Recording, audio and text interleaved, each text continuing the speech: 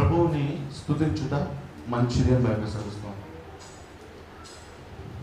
గలతీలో పత్రికలో ఒక నియమం గురించి రాస్తారు పౌలు. ఏంటంటే ఆత్మ శరీరమునకును శరీరము ఆత్మకును విరోధం అనేసి. ఎప్పుడు కూడా there is a rivalry between these two. మనము సహజంగా శరీరంలో రెస్పాండ్ అవడానికి, శరీరంలో ఉండడానికి ఇష్టపడతాం. కానీ ఫ్యాక్ట్ ఇన్ ద ట్రూత్ ఏంటంటే బైబిల్ చెప్తుంది రోమా 8లో వీఆర్ యాక్చువల్లీ స్పిరిచువల్ అనేసి.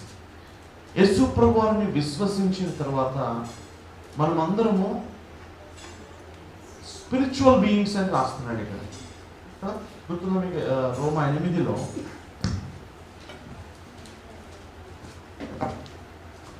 9వ వచనం. However, you are not in the flesh, but in the spirit. దేవుని ఆత్మ మీలో నివసించి ఉన్న యెడల మీరు ఆత్మ స్వభావం గలవారే గాని శరీర స్వభావం గలవారు car. Praise the Lord. We are spiritual beings. ఇది ఎప్పుడు క్రీస్తు ఆత్మ మనలో ఉన్నాడు కదా, దేవుని యందు విశ్వాసం ఉంచినప్పుడు మనము ఆయనతో ఏకాత్మై ఉన్నాము. ఒకటికి క్రీస్తు ఆత్మ లేకపోతే వాడు నావాడు కాడు అని బైబిల్ సెలవిస్తుంది. ద బేసిక్ డిఫరెన్స్ మనకి అవుట్ సైడర్స్కి, ఓకే, అన్యులకి ఏంటంటే ఏం చెప్పండి, మనము we are born of the spirit. యోహాను 1:12 చూస్తాం. ఎందరైతే ఆయన అంగీకరిస్తారో వారు దేవుని పిల్లలు అనేసి. వారు దేవుని పిల్లలు అవుటకు ఆయన అధికారం అనుగ్రహించాను. దాని కింద రాస్తారు ఒక మాట, మనం ఎలా పుట్టలేదంట, వారు దేవుని వలన పుట్టిన వారే గాని రక్తము we are born of the God. దేవుని వల్ల పుట్టాం మనం. దేవుని యొక్క జీవముతో, దేవుని యొక్క ఆత్మతో పుట్టాం. ఆయన సీడ్ మనలో ఉంది. ఇప్పుడు ఆయన ఊదెను. ఎట్లా ఊదాడు? అట్లా ఊదాను. రైసరం అదే జరిగింది. మెడగల మీద యేసుప్రభు శిష్యులు ఉన్నప్పుడు ఆయన వెళ్ళి రిసీవ్ ద హోలీ స్పిరిట్ అన్నాడు. ఏమి ఆత్మను ఊదాడు ఆయన? ఎవరి ఆత్మ అది? క్రీస్తు ఆత్మ. అంతే కదా, క్రీస్తు ఊదితే క్రీస్తు ఆత్మ మనలోకి వస్తుంది. ఎటువంటి ఆత్మ అది? పునరుద్ధాన ఆత్మ అది. యేసుప్రభు వారు సమస్తమును జయించిన తర్వాత, ఆయన పునరుద్ధానుడు లేచిన తర్వాత ఆ యొక్క పునరుద్ధాన శక్తితో ఆయన తన బిడ్డలు దర్శించాడు అసలు.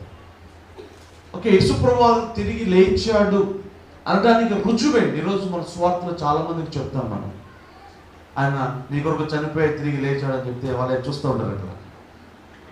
ఎందుకు నమ్మాలి చెప్పండి వాళ్ళు?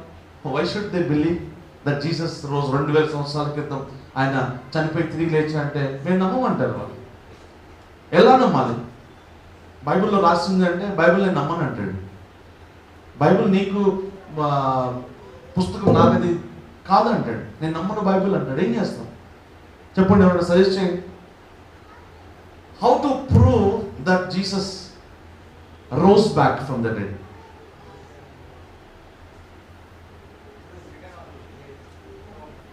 వాళ్ళంటే మీరే రాసుకున్నారు బాబు అంటాడు. మీ టైంలో మీరే రాసుకున్నారు, నేను ఎందుకు నమ్మాలి అంటాడు. Hello, praise the Lord. ఒక్కలానే చెప్పాలి. హతసాక్షులు అయ్యారా? సరే, for that matter suicidal people ఉంటారు.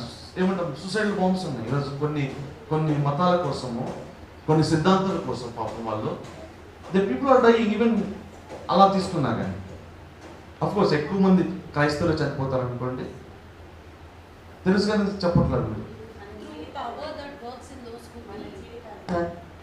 ఓకే, ఇప్పుడు యేసుప్రభు వారు తిరిగి లేచాడు అనడానికి రుజువు ఏంటంటే, యాజ్ సిస్టర్ సెడ్, ఆయన యొక్క పునరుద్ధాన శక్తి, ఆ సాక్ష్యము సంఘములో కనపడాలి.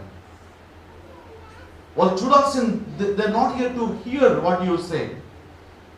యేసుప్రభు వారి యొక్క బిడ్డలను నేను అనడానికి రుజువు ఏంటంటే, పునరుద్ధానుడు అనడానికి రుజువు ఏంటంటే, ఆ పునరుద్ధాన శక్తి మనలో చూడాలి వాళ్ళు. పునరుద్ధాన శక్తి అంటే తెలియదు ఈరోజు మనకి. యాక్చువల్ ఫిలిప్పీయులకు 3వ అధ్యాయంలో చూస్తే పౌలు తన అర్నెస్ట్ డిజైర్ ఏంటో చెప్తాడు. నాకు లోకంలో నాకు మరి ఏ ఆశ లేదు బాబు. ఏమంటున్నాడు? అతి శ్రేష్టమైన నా ప్రభువైన యేసుక్రీస్తు యొక్క జ్ఞానము నేను తెలుసుకోవాలంటాడు ఫస్ట్ 3వ అధ్యాయంలో. ఫిలిప్పీ 3వ ఆయనను ఆయన పునరుద్ధాన బలమును ఎరుగు నిమిత్తమును ఆయన శ్రమలలో పాలివాడనగుట ఎట్టిదో నెక్స్ట్ శ్రమలు వస్తున్నాయి, గమనించండి. I thought it was the opposite. దేవుడు రీసెంట్ టైమ్స్ నాతో మాట్లాడిన మాట ఇది. ఆయన పునరుద్ధాన శక్తిని నువ్వు ఎరగకుండా, పునరుద్ధాన శక్తితో నువ్వు నింపబడకుండా క్రీస్తు శ్రమలలో నువ్వు నిలబడలేవు. ఆర్డర్ డిఫరెంట్గా ఉందండి. ఆశ్చర్యంగా అనిపించింది నాకు. పునరుద్ధానమును ఎరగాలి, పునరుద్ధాన శక్తిని, ఆయన ఆత్మ బలమును మనం పొందినప్పుడు. పిరికివాడైన పేతురు శిష్యులు అందరూ పారిపోయారు ఫస్ట్ కదా, భయపడి. వాళ్ళు ఏం చేస్తారు ఇప్పుడు? ధైర్యంగా సువార్త ప్రకటిస్తున్నారు. పేతురుని అసలు సిలువ నా మామూలుగా వేస్తుంది అట్లొద్దు నాకు. పేతురు ఎందుకైనా కొంచెం అత్యుత్సాహం ప్రదర్శిస్తూ ఉంటారు కదా, అట్లొద్దు నాకు తిరగదిప్పేయండి అంటే సిలువ. ఎక్కడి నుంచి వీళ్ళకి ఎంత ధైర్యం, ఎంత బలము, అంత బలమైన సాక్షులుగా, మార్టర్స్గా ఎలా అయ్యారు వాళ్ళు? Because of the Holy Spirit given to them. వారు పునరుద్ధాన శక్తి చేత నింపబడిన వారు. దేవునికి మహిమ కలుగునుగా. సో చర్చిలో ఆ జీవము సాక్ష్యంగా ఉండాలి లోకానికి. విని జనాలకు విసుకొచ్చేసింది. నాకు ఇప్పుడు సువార్త చెప్పడము ఈ ప్రాంతాల్లో ఎలా ఉందంటే వాళ్ళకి ఏమొచ్చిందంట, ఆపేస్తే బాగుంటుంది, వినలేకపోతున్నారు అనిపిస్తుంది. టీవీ ఏ ఛానల్ ఓపెన్ చేస్తున్నారు, 24 గంటలు వస్తానే ఉన్నాయి, దంచుతానే ఉన్నారు. వినటం కాదు ఇప్పుడు, దే హ్యావ్ టు సీ. మన ప్రాంతాల్లో మీ ప్లేసెస్లో, మీ ఫ్యామిలీస్లో, మీ ఆఫీసెస్లో మీరు ఒక్క నిర్ణయం తీసుకొని యేసుక్రీస్తుకి నేను సాక్షిగా నేను కనపడాలి. I tell you one thing, you don't even have to open your mouth. Yesu గురించి మీరు నోరు తెచ్చి సాక్ష్యం చెప్పాల్సిన అవసరం కూడా లేదు. You just live like that. ఎంత ఇంపాక్ట్ చేయగలదో ఈ చుట్టుపక్కల వారిని మనం చూసి ఆశ్చర్యపోతాం. ఏమంటే సో ఈ మనం ఏమంటాం ఇక్కడ, వీఆర్ స్పిరిచువల్ బీయింగ్స్ అంటే అర్థం ఏంటి?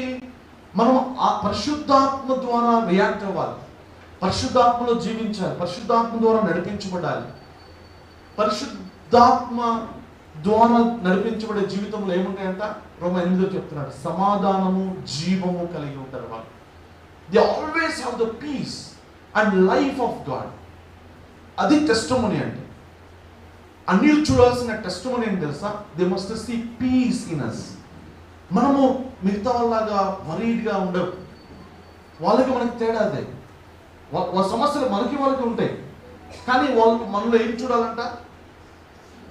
సమాధానం చూడాలి, హోప్ చూడాలి. వాళ్ళు కొలసి 1వ అధ్యాయంలో అదే చూస్తున్నాడు. మహిమ నిరీక్షణ ఎవరంట? క్రీస్తు. మహిమ నిరీక్షణ, మనలో ఉన్న మహిమ నిరీక్షణ అయి ఉన్నాడు. అది అన్ని జనులు చూడాలి. అబ్బా ఏంటి ఈ సిస్టర్ అసలు ఇంత శ్రమలో కూడా ఇంత స్టేబుల్గా ఎలా ఉంది, ఈవిడ ఇంత సంతోషంగా ఎలా ఉంది, having lots of problems, the midst of trial. వీళ్ళు ఎలా రియాక్ట్ అవ్వగలుగుతున్నాడు? జనాల్లో లేదు పిల్లలు. అది చూడాలి వాళ్ళు. నీ సమస్యను కాదు వాళ్ళు చూస్తారు, నీలో ఉన్న నిరీక్షణ వారు చూస్తారు, మనలో జీవంను వారు చూస్తారు. మనము స్పిరిచువల్గా మనము బిహేవ్ చేయడం అని బైబిల్ సెలవిస్తాను. ఈరోజు అతి ప్రాముఖ్యమైన 2 విషయాలు మీ ముందుకు తీసుకుని వస్తాం. చాలా జాగ్రత్తగా విన్నాం. సామెతలు గ్రంథం 4వ అధ్యాయంలో, సామెతల గ్రంథము 4వ అధ్యాయంలో ప్రోవర్బ్స్ అండి ఒక మాట చూద్దాం. 23వ వచనం చూడండి. నీ హృదయంలో నుండి జీవధారలు బయలుదేరును. నీ హృదయములో నుండి జీవధారలు బయలుదేరును. కాబట్టి అన్నిటికంటే ముఖ్యముగా నీ హృదయమును భద్రముగా కాపాడుకొనుము. చాలు. The springs of life are issues of life అన్న పదం వాడతారు ఇంగ్లీష్లో ఒక ట్రాన్స్లేషన్. అంటే అర్థం ఏంటి? ఇష్యూస్ ఆఫ్ లైఫ్ అంటే జీవధారలు, అంటే జీవధారలు తెలుగులో వాడతారు. యాక్చువల్గా ఇంగ్లీష్ కొంచెం అర్థవంతంగా అంటే అర్థమయ్యేటట్లా. Issues of life. అంటే మన అనుదిన జీవితంలో ప్రతి విషయం అని అర్థం. Your financial matters, your health issues, your family relationships, interpersonal relationships, మీ బాస్కి నీకు మధ్యన ఉన్న గొడవలు, ఆఫీస్లో గొడవలు, whatever it is, your studies, మన అనుదిన జీవితంలో ఉదయం నుంచి పండుకునే వరకు all the issues of your life, ఇవన్నీ కూడా ఎక్కడి నుంచి బయలుదేరుతాయంట? They all start from the heart. Okay, ఉదాహరణ చెప్తాను. మనకి పైన ఓవర్ హెడ్ ట్యాంక్ ఉంటుంది కదా, ట్యాంక్ ఉంటుంది, అందులోంచి మురికి నీళ్ళు వస్తాయి అనుకోండి. కంపు వాటర్ అంతా నీళ్ళు, భయంకర నీళ్ళు వస్తాయి ట్యాప్లో. ఏ ట్యాప్ ఓపెన్ చేసిన ఇంట్లో, అరే ఇట్లేంటి వస్తుంది, గబగబా నేను ఏం చేశాను, ట్యాప్స్ మార్చేసాను, మొత్తం కొత్త ట్యాప్లు వేసాను. మొత్తం ఈ ట్యాపులు బాగాలేదు, గోల్డెన్ ట్యాప్లు వేసాను అనుకుందాం. పాపం మన ప్రియ నాయకురాలు ఆడేవారు జయలలిత గారి ఇంట్లో మొత్తం గోల్డెన్ అంటగా, గోల్డ్ ట్యాప్స్ అన్నీ కూడా. సో ట్యాప్స్ అన్నీ మార్చేసాను, మంచినీళ్ళు వస్తాయేమో అనేసి. ట్యాప్స్ మార్చినా కానీ ఏమొస్తున్నాయి, చీచి మళ్ళీ ఇదే నీళ్ళు వస్తున్నాయని బాధపడతాను. చీట్ల కాదు, ఈసారి బకెట్లన్నీ మార్చేశారు, కొత్త బకెట్లు తెచ్చుకున్నా. చెప్పండి, ఏ నీళ్ళు వస్తాయి? మురికి నీళ్ళు వస్తున్నాయి. ఇట్లా లాభం లేదనేసి బాత్రూమ్ టైల్స్ మొత్తం మార్చాను, కొత్తగా రెన్యువేట్ చేసుకున్నాం. లేదా పైప్స్ అన్నీ మార్చాను. చెప్పండి, ఏమొస్తాయి? ప్రాబ్లం ఏంటి? ఎంత వైప్ సిస్టర్, సూపర్ అసలు. ప్రాబ్లం ఎక్కడ? ట్యాంక్ అనమాట. ట్యాంకులో మురికి నీళ్ళు ఉన్నాయి కనుక మార్చాల్సిందేంటి, ట్యాంకును శుభ్రం చేయండి రా భయ్ అంటాడు కదా. ట్యాంకును శుభ్రం చేస్తే ఆటోమేటిక్గా మనకు మంచి నీళ్ళే వస్తాయి. సజ్జనుడు బైబిల్ సెలవిస్తుంది, తన మంచి ధననిధి నుంచి మంచి విషయాలు తీసుకొని వస్తాడు. దుర్జనుడు తన చెడ్డ ధననిధి నుంచి చెడ్డ విషయాలు బయటకు వస్తాయి. బయటికి రావడం ఎక్కడి నుంచి వస్తాయి? ఎక్కడి నుంచి వస్తాయి? సాధారణంగా హృదయం నిండిన దాన్ని బట్టి జనరల్గా నోట్ల నుంచి వస్తాయి. Okay, our mouth reflects our heart, hour face reflects our heart. మన ముఖము మన హృదయాన్ని రిఫ్లెక్ట్ చేస్తూ ఉంటుంది. అర్థమవుతుందా? కయ్యని ముఖం ఎలా ఉంది? ప్రభు స్పష్టంగా చెప్తున్నా, వాట్ హ్యాపెన్ టు యూ? ఎందుకు డల్గా ఉన్నావు? డల్గా ఎందుకున్నాడు? ముఖంగా దెబ్బ తగిలింది ఏమన్నా? ముఖానికి ఏం కాలేదు, హార్ట్ ప్రాబ్లం ఉంది. సో దుఃఖం, హృదయంలో దుఃఖం ఉంటే ముఖం మీద కనపడుతుంది. హృదయంలో సంతోషం ఉండగానే ఇట్ రిఫ్లెక్ట్స్ అనమాట, ఫేస్ రిఫ్లెక్ట్ చేస్తుంది. మనం నోటి నుంచి వచ్చే మాటల్ని కేర్ఫుల్గా కాసేపు గమనిస్తే అతని యొక్క ఆత్మీయ స్థితి మనకు అర్థమవుతుంది. ఎక్కువ కాలం నటించలేము కూడా యాక్చువల్గా. హృదయంలో ఒకటి పెట్టుకొని నోట్లో నుంచి ఎక్కువసేపు మనం అలా చేయలేము. ఓకే, సో న్యాచురల్గా దట్ ఈస్ అ ప్రిన్సిపల్ అనమాట. హృదయము నిండుకున్న దాన్ని బట్టి నోరు మాట్లాడుతుంది. సో బైబిల్ ఏమంటుందంటే, నీ హృదయం అంటే ఈ ఇది ఒక నిధి అంటున్నాడు. ఇందులో నుంచే ఏమొస్తే మాటలు ఒక్కటే కాదు, ఇష్యూస్ ఆఫ్ లైఫ్, నీ లైఫ్ మొత్తం అన్ని యాక్టివిటీస్ కూడా, అన్ని రిలేషన్షిప్, నీ పరిస్థితులు అన్నీ కూడా it depends on your heart. ఎఫెసీ పత్రికలో కూడా ఇదే మాట బ్యూటిఫుల్గా రాస్తాడు పౌలు. ఓకే, ఏంటది? ఎఫెసీ రాష్ట్ర పత్రిక 3వ అధ్యాయము 20వ వచనం చూద్దాం. మనలో కార్యసాధకమైన తన శక్తి చొప్పున, మనలో అంటున్నాడు, ఇన్సైడ్ ద హార్ట్, కార్యసాధకమైన తన శక్తి చొప్పున మనము అడుగు వాటి కంటేను ఊహించు వాటన్నిటికంటేను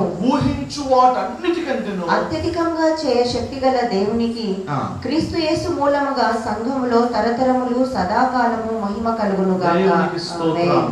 హల్లెలూయా. మనము అడుగు వాటి కంటేను ఊహించు వాటి కంటేను దేవుడు ఎప్పుడు కూడా ఏం చేస్తాడంట? అత్యధికంగా దయచేస్తాడు. ఏమేమి అడుగుతున్నారు మీరు దేవుణ్ణి? మీకే తెలుస్తుంది. అవునా? ప్రభు నాకు ఇది అంటాడు. దేవుడు అంటాడు, అది నథింగ్, నేను నీకేమి ఇస్తాను? అంతకంటే ఎక్కువ ఇస్తాను. దేవుడు ఎప్పుడు కూడా ఎక్కువ ఇవ్వడానికి ఇష్టపడే దేవుడు. మైసరిగా కొలిచి కొలతలేసుకొని ఇచ్చే దేవుడు కాదు. అన్ని విషయాల్లో ఆయన ప్రేమ విషయంలో, ఆయన కృప విషయంలో, ఎఫెసీ 1:7 చూస్తాం 7, హీ హాస్ లావిష్డ్ హిస్ గ్రేస్. అంటే లావిష్ అంటే కొంచెం డబ్బుని బాగా ఖర్చు పెడుతూ ఉంటారు, లావిష్ లైఫ్ అంటాం. అంటే ఆయన కృపని విస్తరింపజేస్తాడంట. ఆయన కృపా సమాధానములు మీకు విస్తరిల్లును గాక. అడిషన్స్ కాదు, విస్తరణ అంటే మల్టిప్లికేషన్స్. గాడ్స్ బ్లెస్సింగ్స్ ఎప్పుడు కూడా మల్టిప్లికేషన్స్ లా ఉంటాయి, నంబర్స్ అన్ని కూడా. అబ్రహాముతో దేవుడు ఏమంటాడు, నేను నిన్ను నిశ్చయంగా ఆశీర్వదిస్తాను. ఎట్లాగా? Can you count the stars? Abraham ఏమడుతున్నాడు యాక్చువల్గా? ఎంతమంది అడుగుతున్నాడు? లార్డ్ ఒక్క కుమారుడు నాకు ఇవ్వనేసి ఎదుగుతున్నాడు, ఎంతగా చూస్తున్నాడు. ఒక్కటేనా? ఒక కుమారుడు చాలా అంటున్నాడు దేవుడు. ఒక్కటి కాదు, బయటికి రాను కాస్త ఆ టెంట్లో నుంచి, ఆ యొక్క లిమిటెడ్ ఆలోచన సరళ నుంచి బయటికి రా, నేను నీకు ఏం చేయబోతున్నానో చూడు అని ఆకాశ నక్షత్రాలను దేవుడు చూపిస్తాడు. Can you count the stars? దేవుడికి స్వభావం అలాంటిది. ఎందుకు దేవుడు అలా చేస్తాడు? ఎందుకు దేవుడు అత్యధికంగా ఇస్తాడు?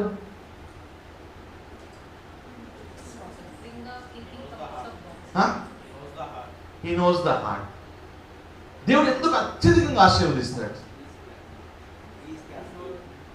హిస్ క్యారెక్టర్ ఒకటి, అవునా? ఆయన పెద్ద దేవుడు కాబట్టి పెద్దగా ఇస్తాడు, ఎక్కువ ఇస్తాడు. ఇప్పుడు నేను మీకు హెల్ప్ చేస్తే ఎంత చేస్తాను?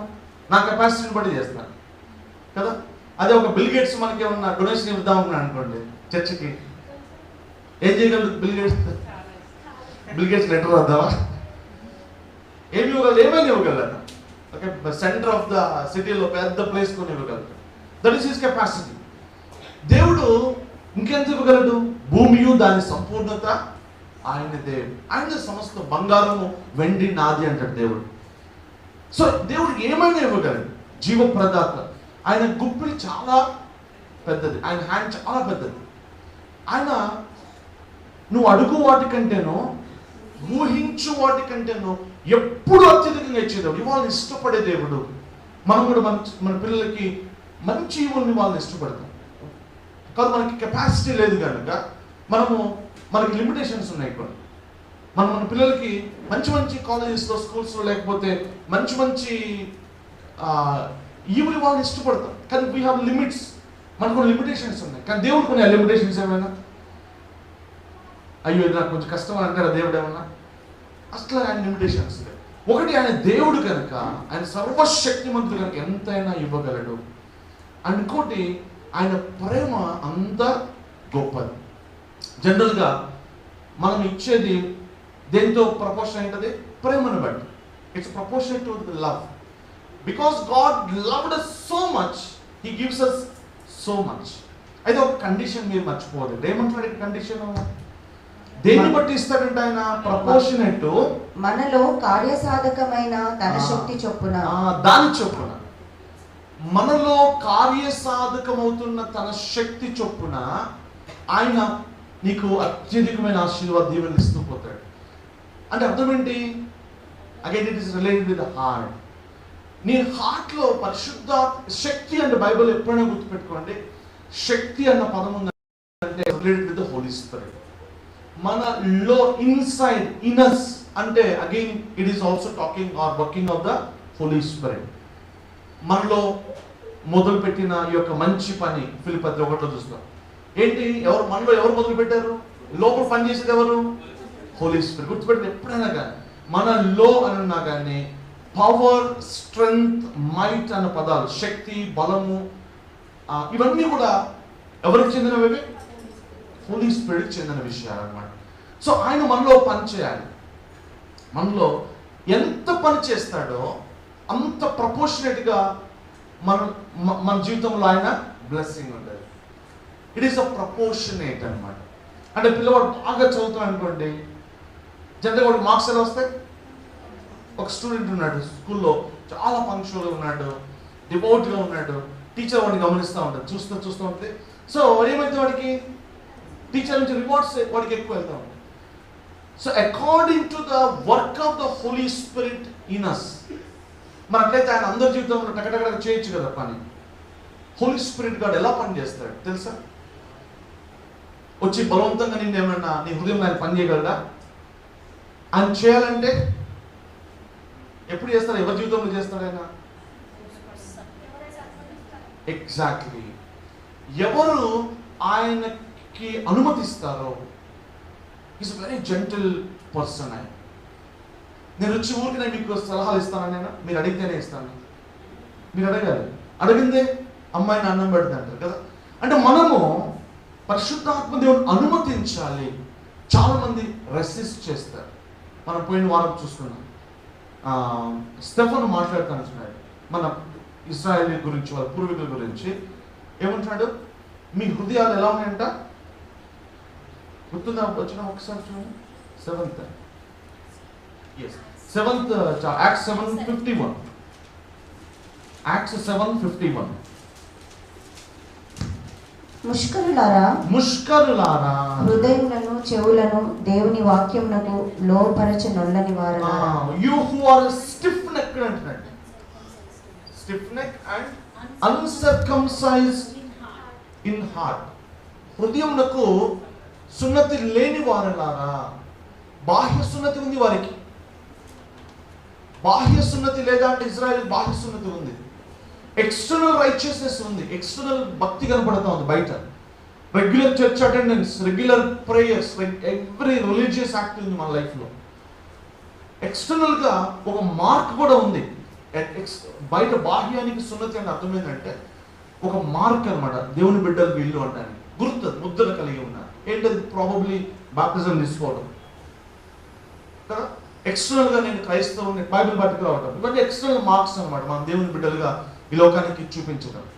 But God is not happy with that. అది కాదు ఆయన కోరుతోంది. అంతరంగ సున్నతి అంటున్నాడు. సున్నతి ఎలా జరిగింది? అంతరంగ సున్నతి రోమపత్రిక ఒకసారి చూద్దాం. ఎవరు చేస్తారు అది? 4వ అధ్యాయం,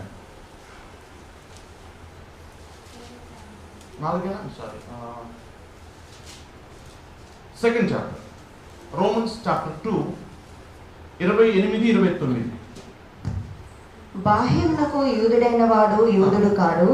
బాహ్యమునకు యూదుడైన వాడు యూదుడు కాడంట అసలు. అంటే ది సేమ్ వే బాహ్యమునకు క్రైస్తవుడైన వాడు క్రైస్తవుడు కాడు. శరీరమందు బాహ్యమైన సున్నతి కాదు. ఎక్స్టర్నల్ గా కనిపించే ఈ గుర్తులు ఇవన్నీ కూడా నిజమైనవి కాదు అంటున్నాడు. అయితే అంతరంగమందు యూదుడైన వాడే యూదుడు. అంతరంగమందు యూదుడైన వాడే యూదుడు, క్రైస్తవుడు కూడా. మరియు సున్నతి హృదయ సంబంధమైనదై ఆత్మయందు జరుగునదే గాని అక్షరము వలన కలుగునది కాదు. అట్టి వానికి మెప్పు మనుషుల వలన కలుగదు, దేవుని వలననే కలుగును. మెప్పు ఉంది అంటున్నాడు. ఇది చూడటానికి ఇన్సైడ్ గా లోపల ఒక కార్యము, ఆత్మకార్యం జరుగుతూ ఉంటే దేవుడు దాన్ని అట్లానే ఉంచాడు. He will bring it to public light. The one, ఇప్పుడు ఒక భూమిలో ఒక విత్తనం భూమిలో వేస్తాం, పాతి పెట్టేసాం దాన్ని. ఎలా ఉంది? చూడటానికి మరుగుపరచబడినట్టుగా ఉంది, తొక్కుతున్నట్టుగా ఉంది, దాన్ని అణిచేసినట్టుగా ఉంది, అది చచ్చిపోతున్నట్టుగా ఉంది, లోపల కార్యం జరుగుతూ ఉంది. ఎంతసేపు ఉంటుంది భూమిలో? విత్తనం భూమిలో ఎంతసేపు ఉంటుంది? ఎన్ని రోజులు ఉంటుంది? ఫర్ ఎవర్ ఉంటుందా? నో. లోపల జరుగుతున్న కార్యము ఒక దినమున బయటికి కనపడుతుంది. It is coming up.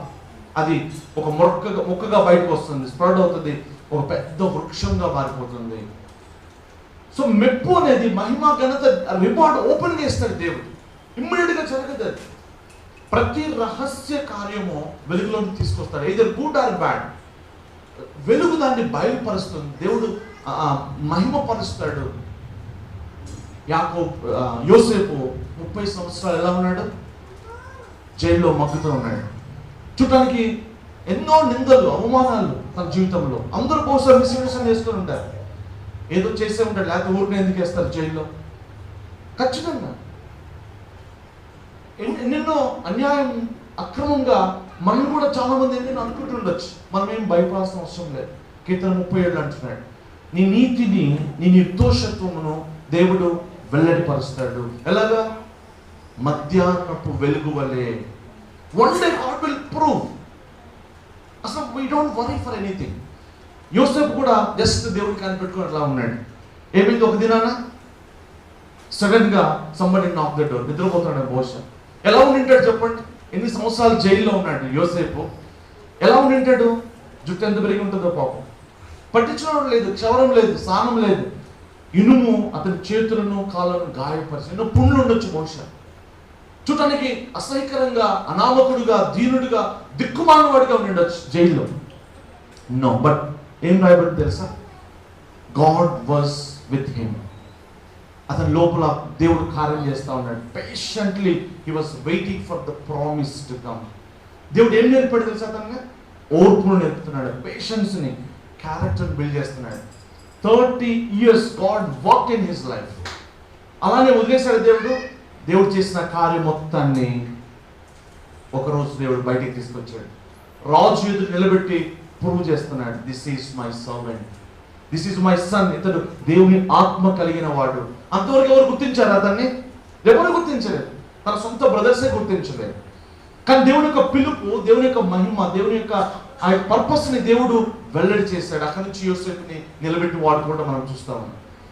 So అంతరంగ ముందు జరిగే కార్యము దేవుని వలన మెప్పించబడుతుంది, దేవుని వలన మెప్పు కలుగుతుంది.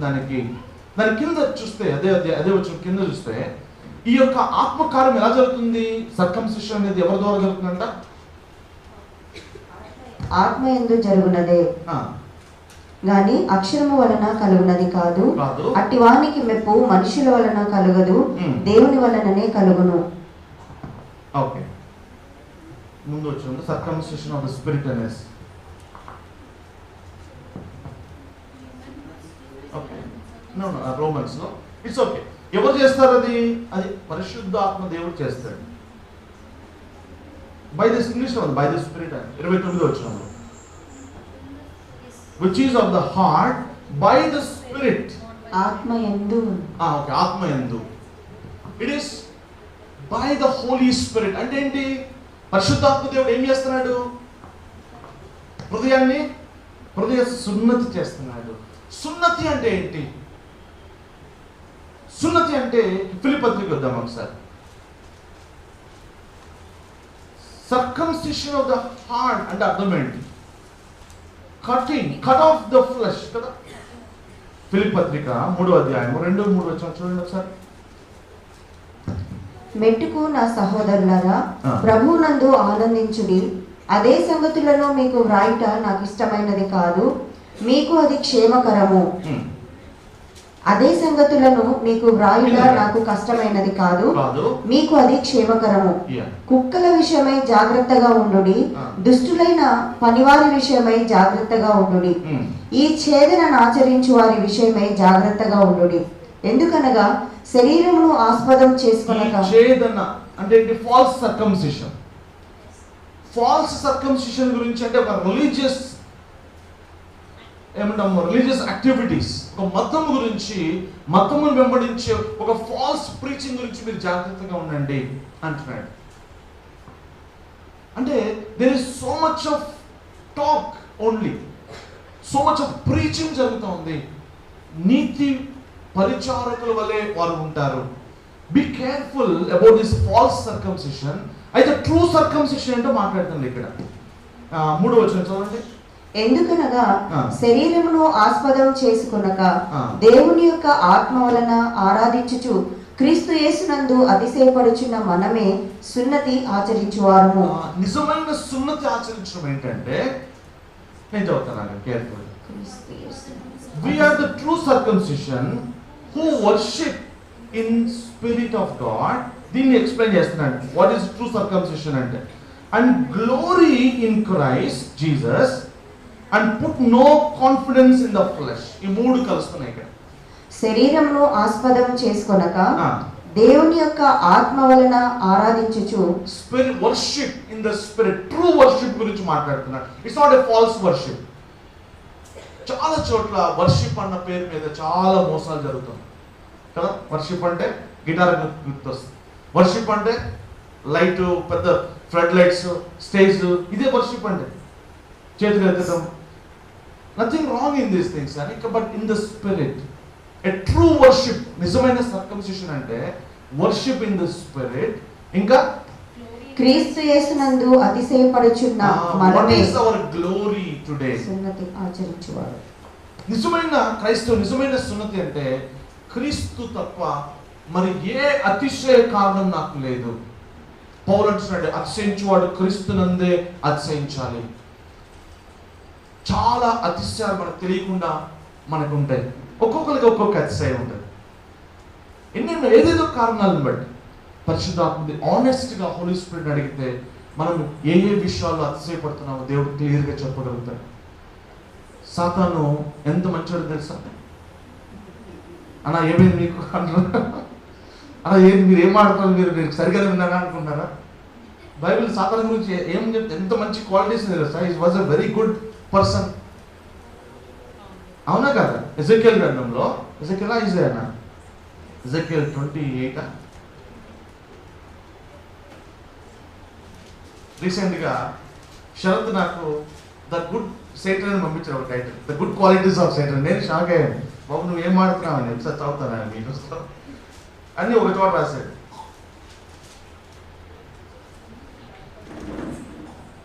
ఒక సెకండ్ వెయిటింగ్. ఓకే, వైజర్ దాన్ డానియల్. సాతాన్ యొక్క గుడ్ క్వాలిటీస్ చెప్తున్నాను చూడండి. ఏంటంటే బైబిల్ రాయబడింది సాతాన్ గురించి, వైజర్ దాన్ డానియల్. మామూలుగా జ్ఞాని అనగానే ఎవరు అందరికంటే ఎక్కువ జ్ఞాని అనుకుంటాం మనం? సొలొమోన్ అనుకుంటాం. కానీ బైబిల్ అలా చెప్పట్ల. సొలొమోన్ కంటే జ్ఞాని ఎవరంట? నిజంగా దానియేలు. అయితే దానియేలు కంటే కూడా సాతాను జ్ఞాని అని బైబిల్ చెప్తుంది. Second, no secret is a match for him. నీకు మర్మమైనది ఏదీ లేదు. సాతానికి మర్మం అనేది ఏది లేదండి, అన్ని తెలుసండి సాతానికి. ఎవరు ఎట్లాంటి పాస్టర్ ఇతను? పర్ఫెక్ట్ పాస్టర్ అన్నాడు. ఓకే, అగ్ని రాళ్ళ మధ్య అంటే హోలీ కూడా ఉన్నాడు ఇతను. Holi and blameless, perfect wisdom ఉంది, జ్ఞానం ఉంది ఇతనికి. సాతాన్ గురించి మాట్లాడుతున్నాను నేను. ఇంకా అనాయింటెడ్ చెరువు, అభిషేకించబడిన కెరూబు, అభిషేకించబడిన వాడంట. అయితే ఇంకా ఇతని గురించి ఏం రాబడింది? Every precious stone was his covering. దేవుడు అతన్ని ఎలా ఏమంటాం బ్యూటిఫై చేశాడంటే, ఎంత బ్యూటిఫుల్ గా ఉండేవాడంటే ప్రెషియస్ స్టోన్స్ చేత దేవుడు అతన్ని కవర్ చేశాడంట. ఎంతో అందంగా ఉండేవాడంట. జనరల్గా అక్కడి నుంచి వచ్చింది ఈ ప్రధాన యాజకుడికి ఒక డ్రెస్ అటైర్ ఉంటుంది. మీరు చూసారా? అహరోన్ని అలంకరించిన విధానం. ప్రెషియస్ స్టోన్స్ ఉంటాయి, ఆ యొక్క మంచి మంచి బట్టలు రంగురంగుల చేత, తలకి కిరీటం బాగా ఉంటుంది, హోలీ అంటుంది. ఇదంతా ఎక్కడి నుంచి వచ్చింది? ఇదంతా ఎవరు ఫస్ట్ వర్షిప్ లీడర్? ఫస్ట్ ప్రధాన యాజకుడు ఎవరు? సాతాన్. ప్రధాన యాజకుడు లాగా ఉన్నాడు సాతాన్. దేవుని యొక్క వర్షిప్ లీడ్ చేస్తా ఉన్నాడు, పరిశుద్ధుడిగా పర్ఫెక్ట్ గా ఉన్నాడు. He was blameless in his ways. My God, అనింద్యుడిగా ఉన్నాడు, నిందారహితుడిగా ఉన్నాడు. ఇంకా అయితే where was the problem? He was blameless in his ways from the day he was created. ఇది చెప్తుంది తను కూడా ఒక క్రియేటెడ్ బీయింగ్ అనేసి. తను కూడా కేవలం ఒక సృష్టి మాత్రమే, దేవుని చేత సృష్టించబడిన ఒక సబ్జెక్ట్ మాత్రమే. ఇంత పర్ఫెక్ట్ క్రియేషన్, అంత అద్భుతంగా ఉంది, ఎందుకు తప్పిపోయింది? రీజన్ చూడండి కేర్ఫుల్గా. ఏం రాయబడిందంటే, but because of his proud heart, pride, because of the pride, and set himself I am God and made his heart like God. Second thing చూడండి, ఎందుకు ఇట్లా మారిపోయాడు? Because of his increased riches his heart was lifted up. ఎందుకంట? తన యొక్క జ్ఞానం చేత, తన తెలివితేటల చేత ఏం సంపాదించుకున్నాడు? తూరు రాజుతో పోలుస్తూ చెప్తున్నా. యాక్చువల్గా అర్థమవుతుందా? తూరు రాజు ఏం చేశాడో, ఇట్ వాస్ వెరీ రిచ్ అనమాట తూరు రాజు. ఎందుకంటే తూరు అనే ప్రాంతంలో ఒక పెద్ద షిప్ యార్డ్ ఉండేదంట ఆ కాలంలో. ఆ షిప్ యార్డ్ ప్రపంచ వర్తకానికి కేంద్రంగా ఉండేదంట. ఆ రాజు తనకున్న విస్తారమైన వర్తకం చేత ఏం రాస్తున్నాడు? Because of his riches, okay, his heart was lifted up. అయితే he acquired these riches, ఏం రాయబడిందంటే, for himself, and acquired gold and silver for his treasuries. తనకి తానే సంపాదించుకోవడం మొదలుపెట్టాడు. ఏది చేసినా ఒకవేళ what ever you do, if you do it for your self, దేవుని యొక్క రాజ్యమును, దేవుని మహిమను వెతకకుండా ఏదైతే మన కొరకు, నేను నా కొరకు సంపాదించుకుని వెళ్తానో స్లోగా ఆ యొక్క అక్వైరింగ్ లో మనము ప్రౌడ్గా సాతాన్ లాగా మారిపోయే అవకాశం ఉంది. యేసుక్రీస్తు తప్ప నా అతిశయ కారణం ఇంకోటి ఉండకూడదు. అందుకే పౌలు రాస్తున్నాడు, నా శ్రేష్టమైన నా ప్రభు యేసుక్రీస్తు గురించి ఆ జ్ఞానం సంపాదించుకోవడానికి నాకు ఏవేవి లాభకరములో, ఏవేవి నాకు ఏమంటాం సమస్తము నేను నష్టపరుచుకున్నాను పెంటగా ఎంచుకోవటము. మన హార్ట్లో క్రీస్తు తప్ప వేరే దానికి స్థానం ఇవ్వకుండా జాగ్రత్త పడడం, కేర్ఫుల్గా ఉండాలి. సో ఎందుకంటే ఇది ఎవరు చేస్తారు? ఇదంతా పరిశుద్ధాత్మ దేవుడు చేస్తారు. ట్రూ సర్కంసిషన్ ఏం చేస్తుందంటే ఈ యొక్క ఫిలిప్పీ 3వ అధ్యాయం మళ్ళీ చదువుదాం ఒకసారి. 3 విషయాలు. ఒకటి, worship in the spirit, boasting or taking or boast in Jesus Christ, యేసుక్రీస్తునే అతిశయ కారణంగా కలిగి ఉండడము. 3వ విషయం ఏంటంట, no confidence in the flesh. శరీరమును ఆస్పదం శరీరమును ఆస్పదం చేసుకోవడం అంటే ఏంటంటే ఏదో విషయాల్లో మనము క్రీస్తు కాకుండా వేరే దాన్ని ఆధారపడడం స్లోగా అలవాటు చేసుకుంటాం. ఒక మంచి జ్ఞానము, తెలివితేట, చదువు, ఉద్యోగము, అందము ఉన్న వ్యక్తి, లేదా మంచి ఆస్తిపాస్తులు అసెట్స్గా ఉన్న వ్యక్తి దేవుడి మీద ఆధారపడడానికి కష్టమవుతుంది. If he doesn't really work out, దేవుని మీద ఆధారపడడం అనేది తను నిజంగా నేర్చుకోకపోతే ఇట్స్ వెరీ డిఫికల్ట్ అవుతుంది. ఒక గొప్ప దైవజనుడు 2 ఎగ్జాంపుల్స్ చెప్తారు. ఒక పూర్ పర్సన్ ఉన్నాడు, ఇద్దరు క్రిస్టియన్స్ అనుకుందాం. ఒక పూర్ బ్రదర్ ఉన్నాడు, ఒక రిచ్ బ్రదర్ ఉన్నాడు. ఓకే, ఇప్పుడు పూర్ బ్రదర్కి ఒక అనారోగ్యం వచ్చింది. అనారోగ్యం రాగానే వాడి దగ్గర డబ్బులు లేవు, హాస్పిటల్కి వెళ్ళి చూపించుకోండి. ఏం చేస్తారు? ఇమ్మీడియట్గా అతను చేయగలిగింది ఏంటి? మోకాలు వేసి తన పిల్లల్ని చేయబెట్టుకోవా, నా బిడ్డని కాపాడయ్యా, నా దగ్గర డబ్బులు లేవు, హాస్పిటల్కి వెళ్తాను. You have no other option. గమనించండి కేర్ఫుల్. సో ఎంతో కన్నీరు కార్చి తల్లిదండ్రులు ఇద్దరు పిల్లల కోసం చేయించి ప్రార్థన చేస్తారు, ఎందుకంటే అంతకంటే ఆప్షన్ లేదు. ఒక పాస్టర్ గారి గురించి నేను విన్నాను లాంగ్ టైమ్ ఎగో. పిల్లవాడికి కామెర్లు వచ్చాయి. కామెర్లు వస్తే చిన్నప్పుడు మీ దగ్గర పైసలు సేవకు వచ్చారు. అప్పుడే వాడిని హాస్పిటల్ తీసుకోవడానికి డబ్బులు లేవు. ప్రైవేట్ గవర్నమెంట్ హాస్పిటల్కి తీసుకెళ్ళారు, కానీ ఏం ఎక్కడ నయం కావట్లేదు. ఏం చేయాలో అర్థం కావట్లేదు వాళ్ళు. ఇక వాడి పరిస్థితి ఏమో దారుణంగా మారిపోతూ ఉంది. ఇక ఇద్దరు ఒక రోజు ఉపవాసం, తల్లిదండ్రులు ఇద్దరు, పాస్టర్ గారు మోకాలు వేసి వాడి మీద చేయబెట్టి ఏడుస్తూ ప్రార్థన చేశారు. ప్రభువా, మాకు నువ్వే దిక్కునైనా, బిడ్డని కాపాడండి అనేసి ప్రార్థన చేసి ఏడుస్తున్న ఇద్దరు తెల్లారేసరికి బిడ్డ నార్మల్ అయిపోయాడు. వాళ్ళు ఎగువగానే ఆయన చెప్తున్నాడు, సార్ అంతకుముందు పచ్చగా పాస్ పోసేవాడు అన్న, ఫస్ట్ టైం వాడు పాస్ తెల్లగా మన వాటర్ బాటిల్ ఏమంటాడు, మినరల్ వాటర్ లాగా పోసాడని అంటున్నాడు. జోగుడు అందరం వల్ల ఆశ్చర్యం. ఏమైంది? అతను ఒక అద్భుతమైన విశ్వాసం వచ్చింది. ఇప్పుడు ఈ పూర్ బ్రదర్కి, పూర్ ఫెలోకి ఇంక వేరే ఆప్షన్ లేక దేవుని మీద ఆధారపడడం బట్టి దేవుడు అద్భుతం చేశాడు కాబట్టి ఇప్పుడు ఏమైంది? అతని విశ్వాసం ఏమైంది? పెరిగింది. అదే ఇంకో కేసు తీసుకుందాం. ఒక ధనవంతుడైన ఒక బ్రదర్ ఉన్నాడు ఫర్ ఎగ్జాంపుల్. తనకు కూడా ఒక సమస్య రాగానే ఏమంటాము, అవకాశం ఉంది కనుక ఇమ్మీడియట్గా డాక్టర్ని విజిట్ చేస్తాడు. డాక్టర్ మెడిసిన్స్తో తగ్గిపోయింది. డాక్టర్ దగ్గర వెళ్ళడం తప్పు అనట్లేదు నేను, కానీ విశ్వాసమును దేవుని నుంచి తప్పిపోకూడదని ఎక్స్ప్లెయిన్ చేయబోసి చెప్తాను ఎగ్జాంపుల్. సో ఇక్కడ కూడా స్వస్థ జరిగింది. అతను ప్రార్థన చేయలేదు అంత సీరియస్గా, చేసి ఉండొచ్చు, కానీ చెప్పండి ఇతని విశ్వాసం కంటే ఇతని విశ్వాసం ఏమైంది? అత్యధికం అవుతుంది. సో ప్రతి ప్రాబ్లం ఆఫ్టర్ ప్రాబ్లం, సమస్య తర్వాత సమస్యకి ఇతని విశ్వాసం ఏమవుతూ వస్తుంది? పెరుగుతూ వెళ్తుంది. అదే దేవుని మీద ఆధారపడిన ఒక వ్యక్తి విశ్వాసం గ్రాడ్యువల్గా దేని మీదకి తన విశ్వాసము డాక్టర్స్ మీదకి, మెడిసిన్స్ మీదకి, లేకపోతే డబ్బు మీదకి వెళ్ళే అవకాశం ఉంది. అందుకే ఒక మాట హెచ్చరిక చేస్తున్నాడు. యాక్చువల్గా is it wrong being rich? ధనవంతుడు కూడా తప్పు అని బైబిల్ చెప్పట్లేదు, కానీ ఏం తప్పు అవుతుంది? I come to that again quickly. Timothy పత్రిక ఒకసారి, 1 తిమోతి 6వ అధ్యాయము 17వ వచనం చదవండి. ఇహమందు ధనవంతులైన వారు గర్విష్ఠులు కాక అస్థిరమైన ధనమునందు నమ్మిక ఉంచక. ఇది చేస్తే చాలు, అస్థిరమైన ధనమునందు నమ్మిక ఉంచవద్దు అనేసి. సుఖముగా అనుభవించుటకు సమస్తమును మనకు ధారాళముగా దయచేయు దేవుని యందే నమ్మిక ఉంచుడని ఆజ్ఞాపించుము. స్ట్రగుల్ ఉండొచ్చు, డెఫినెట్గా స్ట్రగుల్ ఉండదు దేవుని మీద విశ్వాసం ఉంచడం.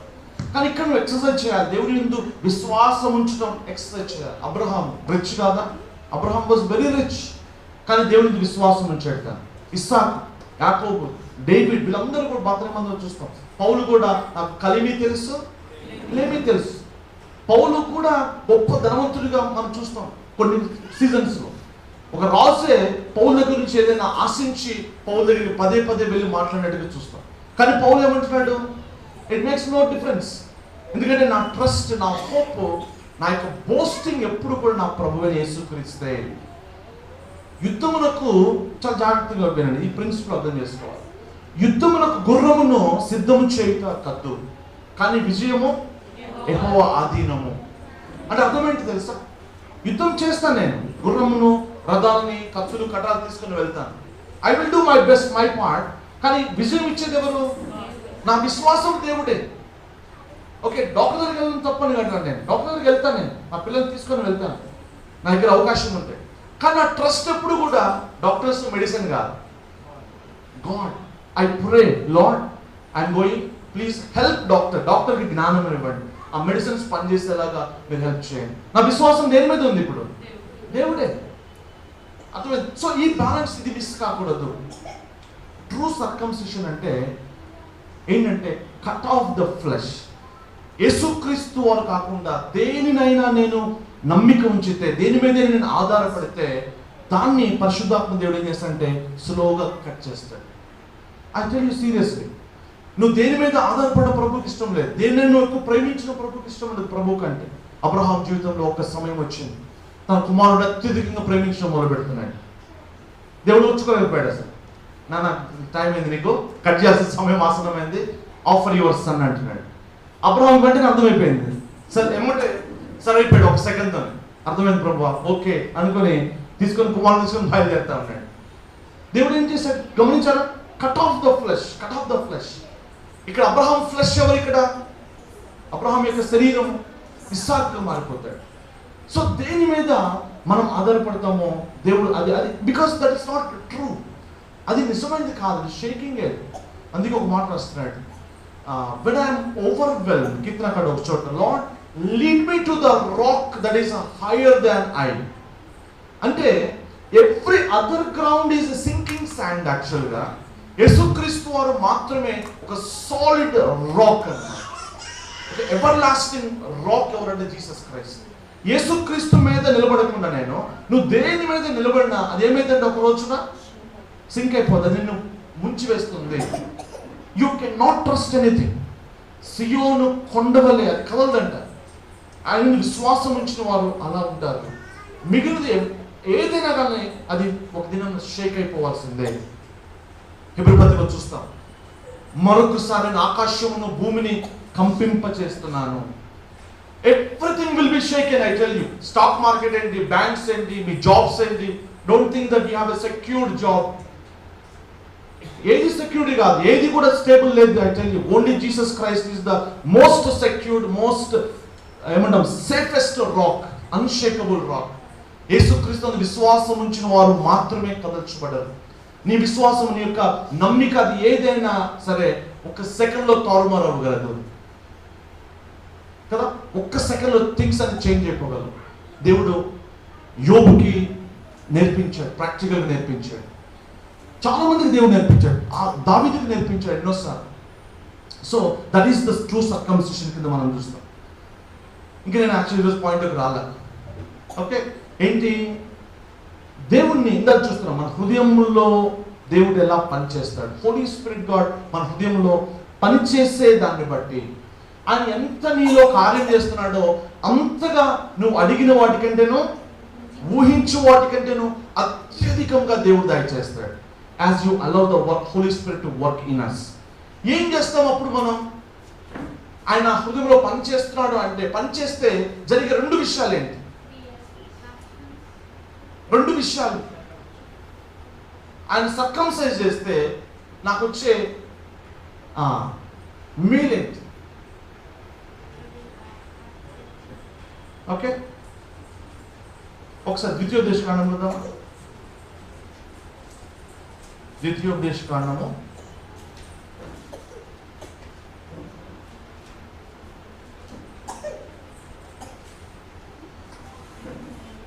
30th chapter, verse 8. Deuteronomy chapter 30, verse 8. Sorry, 6 and. మరియు నీవు బ్రతుకుటకై నీ పూర్ణ హృదయముతోను నీ పూర్ణ ఆత్మతోను నీ దేవుడైన యెహోవాను ప్రేమించినట్లు నీ దేవుడైన యెహోవా తనకు లోబడుటకు నీ హృదయమునకును నీ సంతతి వారి హృదయమునకును సున్నతి చేయును. Praise God. సో ఆయన మన హృదయాలకు ఎందుకు సున్నతి చేస్తాడంటే 3 విషయాలు మాట్లాడతాడు. నువ్వు బ్రతుకున్నట్లు అంటున్నాడు. ఎట్లాగా, ఏమేమి జరుగుతున్నప్పుడు మనం బ్రతుకుతామో ఆయన మన హృదయంలో సున్నతి చేయడం ద్వారా సెకండ్ థింగ్ ఏం జరిగింది, మీరు ఆయన్ని యు లవ్ ద లార్డ్, ఆయన ప్రేమిస్తాము. ఇంకా then you will obey him, మీరు నన్ను ప్రేమించినలా లోబడుట. పవర్ అంటారు, మీరు ఒకరు నన్ను ప్రేమించినట్లా వాడు నన్ను నా మాటలు గాయకుంటాడు. What is the proof that you love God? What is the proof? Obedience. We obey. ఆయన పేతురుని ప్రేమిస్తున్నావా అని దేవుడు అడుగుతాడు. ఆయన ఏం క్వశ్చన్స్ అడిగాడు అసలు? ఏదైనా ఒక దేవుడు ఒకే ఒక ప్రశ్న మనం అడగాల్సి వస్తే 1 క్వశ్చన్ యాస్, ఏంటది? Sridhar, do you love me? మనం అనుకుంటాం, yes lord, I love you more than this అనేసి. ఎందుకు సెకండ్ టైం అడుగుతున్నాడు ఆయన? నిజంగా మళ్ళీ ఒకసారి థింక్ చేయను, ఒకసారి ఆలోచించు, అన్నిటికంటే ఎక్కువ ప్రేమిస్తున్నావా? అవును ప్రభు అనొచ్చు మనం. Is that true? మనల్ని ఏ పాయింట్కి తీసుకొస్తాం? మళ్ళీ మనం ఎందుకు అడుగుతున్నాడు అంటే మనల్ని ఆలోచింపజేస్తాం. నిజంగా థింక్ చేయ ఒకసారి. మొదటి సంఘము, మొదటి లెటర్ చూస్తాం ప్రకటన గ్రంథంలో, ఎఫెస్ సంఘం. It looks perfect church. ఒక్క తప్పిదం కూడా అందులో కనపడదు మనం చూడటానికి. దాని బోధ కరెక్ట్గా ఉంది, రాంగ్ టీచింగ్ ఏదో తెలుసు, రైట్ టీచింగ్ ఉంది. అక్కడ క్రియలు ఉన్నాయి, పేషెంట్గా వాళ్ళు అన్ని ప్రూవ్ చేసి సువార్త చేస్తున్నారు, అన్ని బాగానే ఉన్నాయి. కానీ ఆయన ఒక్క విషయంలో వారిని తప్పట్టాడు. ఏంటంటే అది, you left your first love.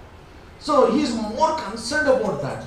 In fact the greatest commandment ఏంటంటే మనము మన పూర్ణ హృదయంతో, పూర్ణ బలముతో, పూర్ణ మనస్సుతో మన దేవుడిని ఎక్కువని ప్రేమించాలి.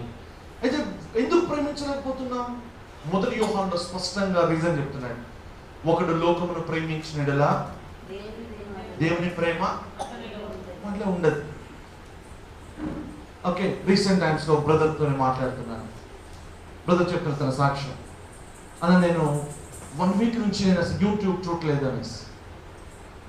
1 వీక్ నుంచి నేను టోటల్గా యూట్యూబ్ కట్ చేశాను. నేను అంతకుముందు అవి ఇవి చూస్తూ వచ్చాను. నేను యూట్యూబ్ చెత్తాను ఎప్పుడైతే నేను టోటల్గా కట్ చేశానో, ఏం చూడలేదో, ఏమైంది తెలుసా? ఇప్పుడు మంచిగా ఒక మంట వస్తూ ఉంది అనుకోండి, ఒక కట్టెలేసి ఒక ఫైర్ నడుస్తూ ఉంది, బాగా మండుతూ ఉంది. మంట ఆర్పేయాలనుకో ఏం చేయొచ్చు మనం? నీళ్ళు పోయచ్చు, ఇంకా మట్టి వెరీ గుడ్ తెచ్చి పక్కన మట్టి దాని మీద వేసాం అనుకో, మంట ఏమైపోయింది? ఆరిపోయింది. అర్థమవుతుందా? ఒకడు లోకమును ప్రేమించినట్లా ఏమని బైబిల్ రాయబడింది? దేవుని ప్రేమ వానిలో ఉండదు. దేవుని ప్రేమ ఎందుకు చల్లారిపోద్ది? మనలో we have some moments of ఏమంటాం రివైవల్. కొన్నిసార్లు దేవుని కోసం అద్భుతంగా మన హృదయాలు మండిన దినాలు ఉన్నాయి. దేవుని కోసం గొప్ప కార్యాలు, లేకపోతే గొప్ప ప్రార్థనలు, దేవుని కోసం మంచి సాక్ష్యం కలిగిన దినాలు, రివైవల్ కలిగిన దినాలు మన జీవితంలో లేవనట్లేదు నేను. Yes we had. ఎందుకు ఆరిపోయింది? అది ఎందుకు చల్లారిపోయింది? ఏం వేసాం అందులో? తెచ్చి కాస్త మట్టి పడేసాము. ఏంటి మట్టి? చెప్పండి. The love of the world. ఏముంది లోకంలో? నేత్రాశ, శరీరాశ, జీవపు డమ్మము. మన ఫ్లెష్ దాన్ని కోరుకుంటుంది సహజంగానే. నేను మిమ్మల్ని బ్లేమ్ చేయడానికి, పాయింట్అవుట్ చేసి మిమ్మల్ని కండెమ్ చేయడం కోసం చెప్పట్లేదు. But I'm telling the truth. మనకి ఒక న్యాచురల్ టెండెన్సీ ఉంది. We are in the flesh, still in the flesh. యాక్చువల్గా అంతా చెప్పాను, వీఆర్ ఇన్ ద స్పిరిట్ అని పౌల్ రాస్తున్నాడు అనేసి. But flesh is also there. ఈ ఫ్లెష్ని మనం రివైవ్ చేస్తూ ఉంటాం మరలా కంటిన్యూస్గా. ఎలాగా రివైవ్ చేస్తాం? ఫ్లెష్కి ఆహారం ఏంటి? లోకమే. దానికి మంచిగా బిర్యానీ లాంటిది అనమాట. నువ్వు చక్కగా 3 పూట్ల దానికి బిర్యానీ పెట్టి పాలు పోసి దాన్ని పెంచితే ఏమవుతుంది? అది పెరగదు అది లోపల నుంచి. How to circumcise that? Feeding ఆపేసేయాలి. లోకం మనలోకి ఎంటర్ అయ్యే ఛానల్స్ ఏంటి తెలుసా? మన కనులు, మన చెవులు, మన నోరు. These are the 3 main channels and ways through which the flesh is being fed with the world. మరి దేవుని ఫైర్ నాకు ఎలా ఉంటుంది లోపల? దేవుని ఎలా ప్రేమించగలుగుతాను? స్లోగా సీజ్ అయిపోతుంది, ఆరిపోతుంది, అటాక్ చేయబడుతుంది. చాలా జాగ్రత్తలు. I have come to the real crux of the message. Important point మనం వచ్చాం. లూకా సువార్తకు ఒకసారి వద్దాం. ప్రభు సున్నతి చేయడం ద్వారా 3 విషయాలు రాశాడు ఇక్కడ. ఏంటి? ఒకటేమో మనం జీవించినట్లు అంటున్నాడు. రెండోదేమో మనం ఆయన ప్రేమిస్తాము, తద్వారా మనం ఆయనకి లోబడతాం, విధేయత చూపుతాం కదా. అంతవరకు అర్థం. మనం ఫర్దర్కి వెళ్తాం. లూకా సువార్తకు ఒకసారి వద్దాం. ఇక్కడ 2 వ్యక్తుల గురించి ప్రభు ఒక ఎగ్జాంపుల్ చెప్తున్నాడు. ఒక 7వ అధ్యాయంలో యేసుప్రభు వారు ఒక ఇంటికి ఇన్వైట్ చేయబడ్డాడు. సీమోన్ అనే వ్యక్తి ఇంటికి, పరిసయ్యుడైన సీమోన్ ఇంటికి పిలువబడినప్పుడు యేసుప్రభు వెళ్ళారు అక్కడికి. అయితే అక్కడ ఉన్న సంగతి ఆ ఊర్లో ఉన్న ఒక పాపాత్ముడు స్త్రీకి తెలిసింది కదా. నేను పోయినసారి కూడా చెప్పుకున్నాను. బైబిల్ హోలీ స్పిరిట్ గారు ఏమని రికార్డ్ చేశాడు? She was a sinner. నిజానికి అప్పటికి అందరి దృష్టిలో ఆవిడ ఎవరంట? పాపే. కానీ బైబిల్ ఏమంటుంది? షీ వాజ్ అని ఎందుకంది? ఏ క్షణమున తన యేసు గురించి కన్సిడర్ చేసిందో తన హార్ట్ లో, ఏ క్షణమున యేసుని ప్రేమించిందో తన హార్ట్ లో, ఆ క్షణంలోనే ఆవిడ క్షమించబడింది. All her past was dealt with, removed.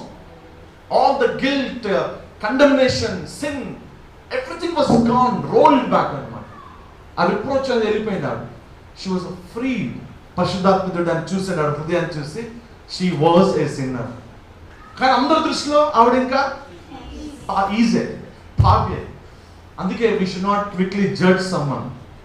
బహుశా నువ్వు రాత్రి ఒక బ్రదర్ పాపం సినిమాలో చూసి ఉండొచ్చు, లేకపోతే నిన్న రాత్రి ఒక రోజు సిగరెట్ తాగుతూ తాగి రోడ్డు పక్కన పడిపోయి కనపడవచ్చు. కానీ పాపం అతను రాత్రి పొద్దున్న లేవుగానే మనసులో ప్రభా నేను నీ సన్నిధికి వెళ్తాను, నేను మారుతానయ్యా, నేను క్షమించి అనుకుంటూ వస్తున్నాడేమో. ఏమైపోయాడు అతను? దేవుని దృష్టిలో ఎవరు ఇప్పుడు? వజా ఈజా? ప్రభు నీ అతని నుంచి మాట్లాడాల్సి దేవుడు వస్తాడు. I know A person, he was a drunkard అంటాడు.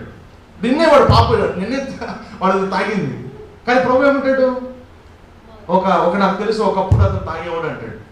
ఇప్పుడు అతను దేవుని దృష్టిలో రైచియస్, హోలీ. ఎందుకంటే తన హార్ట్లో దేవుని దేవుడి గురించి ఆలోచించాడు కనుక. That is the power of the name of Jesus. యేసుని ప్రేమించడం ఉన్న బలము, శక్తి అంత గొప్పదన్నమాట. అయితే ఈ సీమోను మాత్రం నచ్చట్ల ఆ మాట అంటుంటే. ఆవిడొచ్చి యేసు ప్రభు వారి పాదాల మీద పడి ఏడుస్తూ ముద్దు పెట్టుకుంటూ ఉండటం సీమోనుకు నచ్చట్ల. ఎందుకు నచ్చలేదు సీమోను చెప్పండి? మనసులో అనుకుంటున్నాడు, ఈ నిజంగా ప్రాఫిటేనా? ప్రాఫిట్ అయితే ఏం చేస్తాడు? ఏం చేశారు పాత నిబంధనలో ప్రాఫిట్స్? రాళ్ళు తీసుకుని వస్తారు వరుసగా. యూ ఓ అంటూ యూ, నువ్వు నీకు శాపం కలుగు కాక, నీకు అది కలుగు, ఇది కలుగు కాక. తిట్లే ప్రాఫిట్స్ అందరూ కూడా గ్రేట్ ప్రాఫిట్సే. మళ్ళీ వాళ్ళంతా ప్రాఫిట్ ఏం చేస్తారు? ఎప్పుడు పాయింట్అవుట్ చేస్తాడు, ఎప్పుడు తిడతాడు, ఎప్పుడు కండెమ్ చేస్తాడు, రిబ్యూట్ చేస్తూనే ఉంటాడు. ఈయన అనుకున్నాడు ప్రాఫిట్ అయితే తిట్టాలి కదా, కొట్టాలి కదా, ఏమంటాము ఏదో చేయాలి కదా. ఈయన అసలు ఏం చేయట్లేదు అసలు. అది నచ్చట్లే ఆయనకి. తిట్టకపోతే మనకి బాధ అనిపిస్తుంది కదా, వేరే వాళ్ళు తిట్టే మనకు సంతోషంగా పడుతుంది. ఎందుకు నవ్విందంటే, ఎందుకంట కోపం ఎందుకు వచ్చిందంట? నవ్వినందుకు కాదు కానీ ఏదో చెప్తారు సామెత, ఆ రాజు తిట్టినందుకు కాదంట కానీ పక్కన ఎవరు నవ్వినందుకు కోపం వచ్చిందంట. అట్లా ఉంటుంది మనం అన్నీ కూడా. సో సైమన్ బాగాలేదంటే ఈవెన్ ఎందుకు తిట్టట్లేదు ఇతను అనేసి, అంటే తన గురించి తనకి ఏమైపోయాను కలిగి ఉన్నాడు? నీతివంతుడు అని కలిగి ఉన్నాడు. నేను ఎవరు పరిశీలితాను, నేను పరిశీలన ఆ కాలంలో మంచి మతానిష్ట కలిగిన వాడు అనమాట కదా. ఒకసారి చూస్తాం, ఒకసారి పరిసయ్యుడు ఒకవైపు, సుంకరి ఒకవైపు ప్రార్థన చేస్తూ ఉన్నాడు. పరిసయ్యుడు చెప్పుకున్నాడు తన గురించి తాను ఏమని కొద్దిమంది సాక్ష్యాలు అర్థమైంది వాళ్ళు పరిసయ్యులో, సుంకరలో. కొద్దిమంది సాక్ష్యాల్లో నేను ప్రార్థన చేస్తూ వచ్చాను పొద్దున్న లేచినప్పటి నుంచి నా ప్రార్థన అని మొత్తం మీరు చేసింది చెప్తూనే ఉంటారు ఇక్కడ. అర్థమైంది? They are projecting themselves. పరిసయ్యుడు, that is a Pharisee nature. అది వాళ్ళు ఎప్పుడు తాము హైలైట్ చేసుకుంటూ వాళ్ళు చేసిన వర్క్స్ చెప్పుకుంటూ ఉంటారు. కానీ వీడే ఉంటాడు పాపం రొమ్ము కొట్టుకున్నాడు, అయ్యో అయ్యో అనేసి. నా దృష్టి ఇద్దరు ఒకటే, దేవుని దృష్టిలో కూడా there is no difference. I come to that later. వీడేమో అయ్యో నేను దౌర్భాగ్యాన్ని, దిక్కుమాలిన వాడిని, పాపిని బాధపడతా ఉన్నాడు కదా. ఒకవేళ ప్రార్థన చేస్తే మీరు అవునండి, అవును ప్రభు, అవును ప్రభు అన్నది దయచేసి వాళ్ళు ఫీల్ అవుతారు. వాళ్ళు చేసుకోండి, వాళ్ళు నెలకొండండి ఆ టైంలో. అవునంటే నువ్వెవరు ప్రభు ఫీల్ అవుతారు అని వాళ్ళు కూడా కోపం వస్తుంది వాళ్ళకి. వాళ్ళంటే అన్నీ అనుకోని కానీ మనం మౌనంగా ఉంది ఆ టైంలో. కొంచెం సెన్సిబుల్గా ఉంటారు కొన్నిసార్లు ప్రేయర్స్ అప్పుడు. అయితే పాపం వాడు ప్రార్థన చేసుకుంటా ఉంటాడు, తల ఎత్తుకోవడానికి ధైర్యం లేదు. కానీ పరిస్థితికి ఎంత కాన్ఫిడెన్స్ చూడండి అసలు. కానీ ఏం రాబడిందంటే అట్ ది ఎండ్ ఎవరు నీతిమంతుడిగా తీర్చబడ్డారంట? సుంకరి జస్టిఫై అయ్యాడు, దేవుని ద్వారా నీతిమంతుడిగా తీర్చబడ్డాడు. ఇంగ్లీష్ జస్టిఫైడ్ అనే పదం ఉంది. అది మామూలు విషయం కాదు జస్టిఫై అవ్వడం అంటే. నీతిమంతుడిగా దేవుడు అతను ముద్రించాడు. అర్థం ఏంటి తెలుసా? అసలు వాడు ఇంతకుముందు ఎప్పుడూ పాపం చేయని వాడుగా దేవుడు చూస్తున్నాడు. కానీ పరిస్థితి నీతిమంతుడిగా తీర్చబడలా అంటే వాడు దేవుని దృష్టిలో అతను ఎలా ఉన్నాడు? వాడు ఇంకా అదే స్థితిలో పాపంలోనే ఉన్నట్టుగా, తనకి మాత్రం తాను నీతిమంతుడిగా ఉన్నాడు. కానీ దేవుని దృష్టిలో అతను కాదు. అది పరిస్థితి అన్నమాట. ఇప్పుడు పాపాత్మ అనే స్త్రీ వచ్చి ఆయన పాదముల పడి ముద్దు పెట్టుకొని ఏడుస్తూ దేవుడు ఆరాధిస్తూ ఉంది. పరిశుద్ధాత్ముడు ఆల్రెడీ డిక్లేర్ చేశారు, she was a sinner, she is not a sinner అనేసి. She is forgiven, she was cleansed అన్నమాట, ఫర్ ఎవర్ యాక్సెప్ట్ చేయబడింది తండ్రి చేత. ఆయన పాదం మీద స్థానం ఇచ్చాడు దేవుడు, తనకి ముట్టుకోవడానికి అవకాశం ఇచ్చాడు. వాట్ ఏ ప్రివిలేజ్ అంటే. పరిస్థితి ఏం చేస్తాడు? ఎంత దూరంలో ఉన్నాడు యేసుప్రభు వారికి? ముట్టుకున్నాడా? ముట్టుకోవడానికి వారికి అధికారం ఉంది, అవకాశం లేదు. నేను ఎప్పుడు అందుకే అంటాను, ప్రభు సడన్గా మన రూమ్లో మనకి కనపడితే ఏం చేస్తాం మనం? ఎట్లా ఉంటుంది అసలు ఆ ఎక్స్పీరియన్స్, ఆ యొక్క ఫీలింగ్ ఎలా ఉంటుంది? ఆయన పాదం పట్టుకొని విడిచిపెడతాను. ఈవిడ విడిచిపెట్టేట్లా సార్? ఒక మాట రాయబడింది, విడువక మానక, she kept on doing that. విడిచిపెట్టట్లే పాదం. ఎందుకు విడిచిపెట్టట్లేదు? అమ్మో నేను మిస్ అవుతానేమో అనేసి. విస్తారంగా ప్రేమించిన ఆయన్ని. ఎందుకు ఆవిడ విస్తారంగా ప్రేమించింది? అప్పుడు యేసుప్రభు ఒక ఉపమానం చెప్తా ఉన్నాడు. సిమోను అంటున్నాడు. సిమోన్కి ఎమ్మటే అర్థమైపోయింది, ఏం చెప్తున్నాడు ప్రభు నాకు అనేసి. సిమోన్ తిరిగి ఏం చెప్తాడు? ఎగ్జాంపుల్, ఒకరికి ఇద్దరు అప్పు ఉన్నారు. ఒకతనేమో 50 తలా ఏమంటాం 50 రూపీస్, ఇంకొకటేమో 5000 రూపీస్ అప్పు ఉన్నాడు. ఇద్దరిని యజమానుడు క్షమించేశాడు. ఎవరు ఆ యజమానుని ఎక్కువగా ప్రేమిస్తారు? 50 రూపాయలు క్షమించిన వాడా, 5000 క్షమించిన వాడా? కదా. ఎవరు ఎక్కువ అమౌంట్ క్షమించబడిందో వాళ్ళు ఎక్కువ గ్రాటిట్యూడ్గా ఉంటారు, గ్రేట్ఫుల్గా ఉంటారు. వాళ్ళు ఎక్కువగా దేవుని ప్రేమిస్తారు. ఇప్పుడు ఈవిడ ఎక్కువగా ప్రభువుని ప్రేమిస్తాం అంటే అర్థం ఏంటి? ఆవిడ యొక్క విస్తార పాపములు ప్రభు క్షమించేశాడు. అలా ఉందా? అక్కడ ఏముంది చూడండి ఒకసారి. వచ్చిందండి, కొంచెం ట్రికీగా ఉంటుంది, మీరు గమనించండి. 7వ అధ్యాయం. ఆమె విస్తారముగా ప్రేమించెను గనుక ఆమె యొక్క విస్తార పాపములు క్షమింపబడినని. ఫస్ట్ ఏం జరిగింది? ఫస్ట్ ప్రేమించిందా? ఫస్ట్ క్షమించబడిందా? దీని ప్రకారం కింద వచ్చింది చూడండి. ఎవనికి కొంచెముగా క్షమింపబడునో వాడు కొంచెముగా ప్రేమించునని చెప్పి. ఇదొక కండిషన్, పైన ఒక కండిషన్ ఉంది. ఫస్ట్ కండిషన్ ఏంటి? ఆవిడ విస్తారంగా ప్రేమించింది కనుక విస్తార పాపాలు క్షమించబడ్డాయి. కింద అంటున్నాడు కొంచెమే క్షమించబడ్డాడు కనుక కొంచెమే దేవుణ్ణి ప్రేమిస్తున్నాడు. దేవుని అత్యధికంగా ఎవరు ప్రేమిస్తారు? 2 కారణాలు ఉన్నాయి దేవుని ప్రేమించడానికి అర్థం చేసుకుంటే. మొదటి యోహాను, ఒకసారి మొదటి యోహాను పత్రిక 3వ అధ్యాయము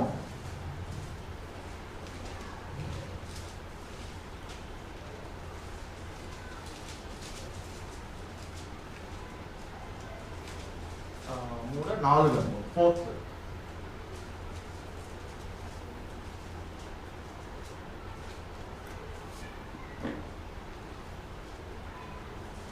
Yeah, 10th verse. 4:10. 1 John 4:10. మనము దేవుణ్ణి ప్రేమించితమని కాదు, తానే మనలను ప్రేమించి మన పాపములకు ప్రాయశ్చిత్తమై ఉండుటకు తన కుమారుని పంపెను, ఇందులో ప్రేమయున్నది.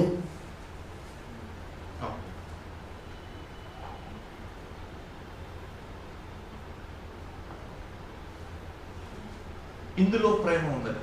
యాక్చువల్ ఇంకొక వర్స్ ఉన్నట్టుంది. నైనా చదవండి ఒకసారి. 9. దేవుడు ప్రేమ స్వరూపి, ప్రేమ లేనివాడు దేవుణ్ణి ఎరుగడు. మనము ఆయన ద్వారా జీవించినట్లు దేవుడు తన అద్వితీయ కుమారుని లోకంలోనికి పంపెను, దీని వలన దేవుడు మన యందుంచిన ప్రేమ ప్రత్యక్షపరచబడెను. In this is love. What is that? Not that we loved God first. మనము దేవుణ్ణి ప్రేమించితిమని కాదు.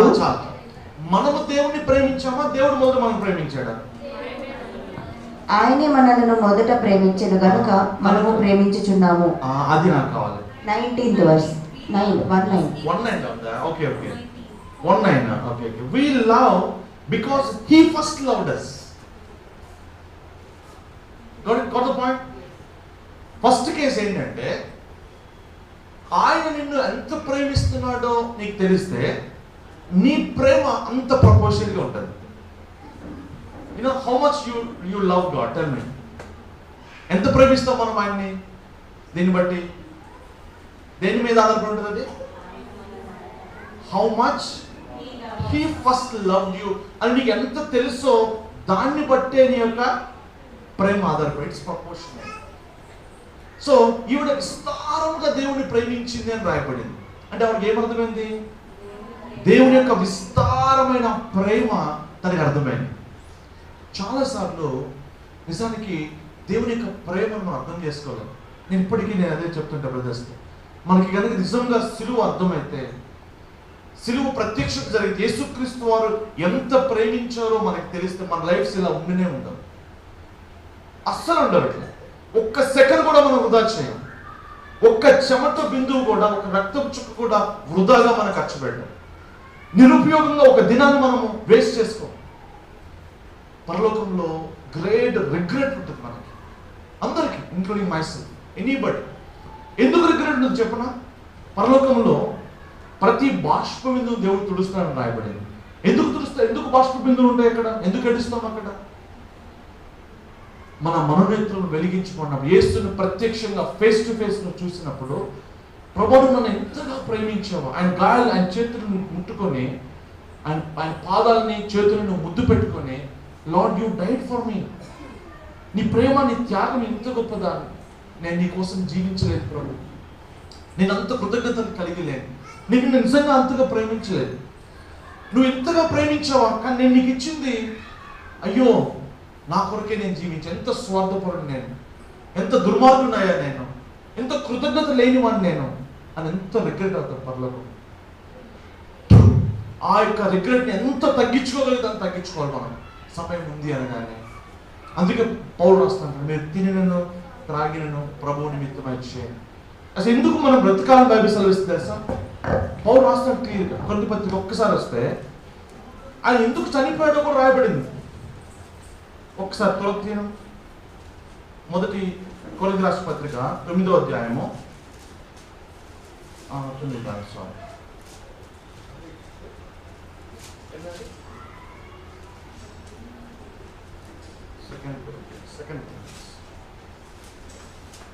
సెకండ్ కొరింథియన్స్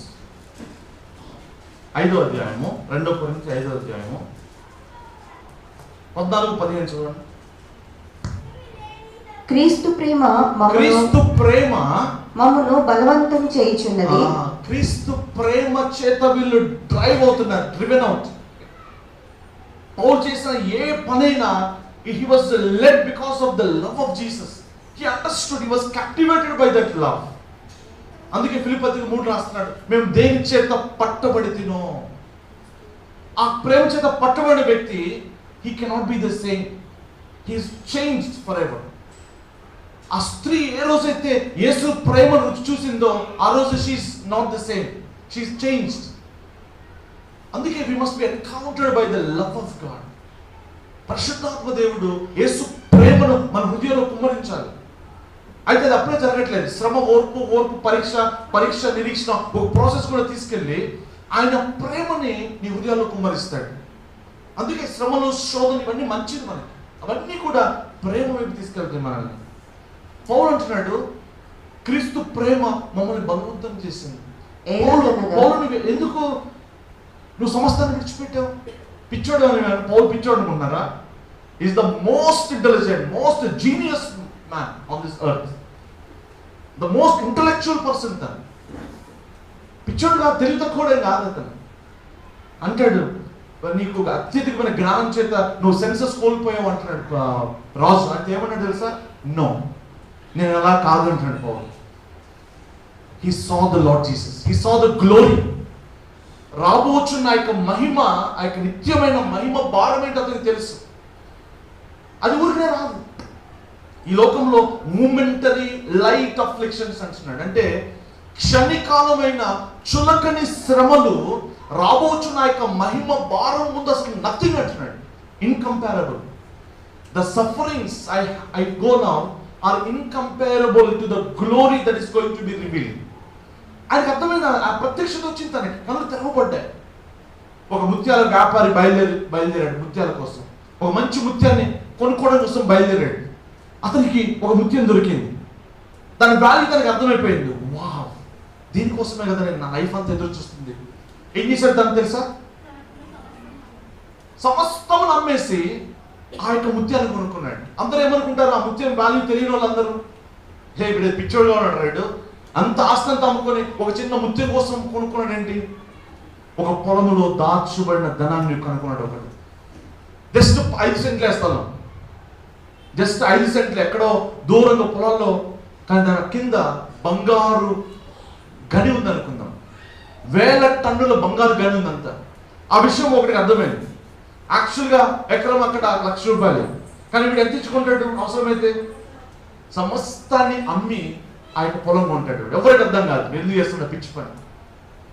పౌలుకి అర్థమైపోయింది అది ఎంత లోతైన ధనం ఉందో. క్రీస్తులో దాచబడిన ధనము, ఆ మహిమ పౌలుకి అర్థమైంది. ఆ జ్ఞానం పౌలుకి అర్థమైపోయింది. He was not a crazy man, he was not insane. మనం పిచ్చోళ్ళు చాలాసార్లు మూర్ఖంగా మనం ప్రవర్తిస్తాం. ఓకే, నిత్యమైన విషయాల కోసము, విలువైన మహిమ కలిగిన విషయాల కోసం మనం స్పెండ్ చేయాలి. బైబిల్ చదివిస్తూ ఉంది. పౌలు ఆ యొక్క క్రీస్తు ప్రేమ చేత పట్టబడి ఆ యొక్క మహిమ కోసం తను ఇప్పుడు ప్రయాసపడుతున్నాడు. పౌలు చేస్తున్నంత. అందుకే ఆ కాంటెక్స్ట్ రాస్తున్నాడు అన్నమాట. We are constrained by the love of God, driven by the love of God అంటూ ఏమంటున్నాడు ఇక్కడ?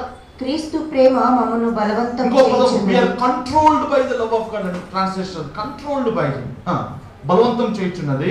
ఎలాగనగా అందరి కొరకు ఒకడు మృతి పొందెను గనుక అందరూ మృతి పొందిరనియు, జీవించు వారి యొక్క మీదట తమ కొరకు కాక తమ నిమిత్తము మృతి పొంది తిరిగి లేచిన వాని కొరకే జీవించుటకు ఆయన అందరి కొరకు మృతి పొందెనని నిశ్చయించుకొనుచున్నాము. యేసుక్రీస్తు వారు ఎందుకు చనిపోయారు తెలుసా? మన కొరకు అని చెప్తాం అందరం. ఎందుకు చనిపోయిన రీజన్ ఏముందంటే, ఇక జీవించుచున్న మనము ఇక మీదట మన కొరకు కాక మనం చనిపోయి తిరిగి లేచిన ఆయన కొరకు మనము జీవించుట కొరకు ఆయన చనిపోయాడు. బైబిల్ సెలవిస్తుంది. That is the reason. Hallelujah. So first ఎవరు ప్రేమిస్తారు ఆయన్ని? ఫస్ట్ ఎవరు ప్రేమిస్తారు ఆయన ఎక్కువగా? ఎవరు ఆయన ప్రేమను ఎక్కువ ఎరిగి ఉంటారో. ఎంత తెలుసు మనకి? ఎంతో కొంత తెలుసు. ఆ కొంతే మనం ప్రేమిస్తాం.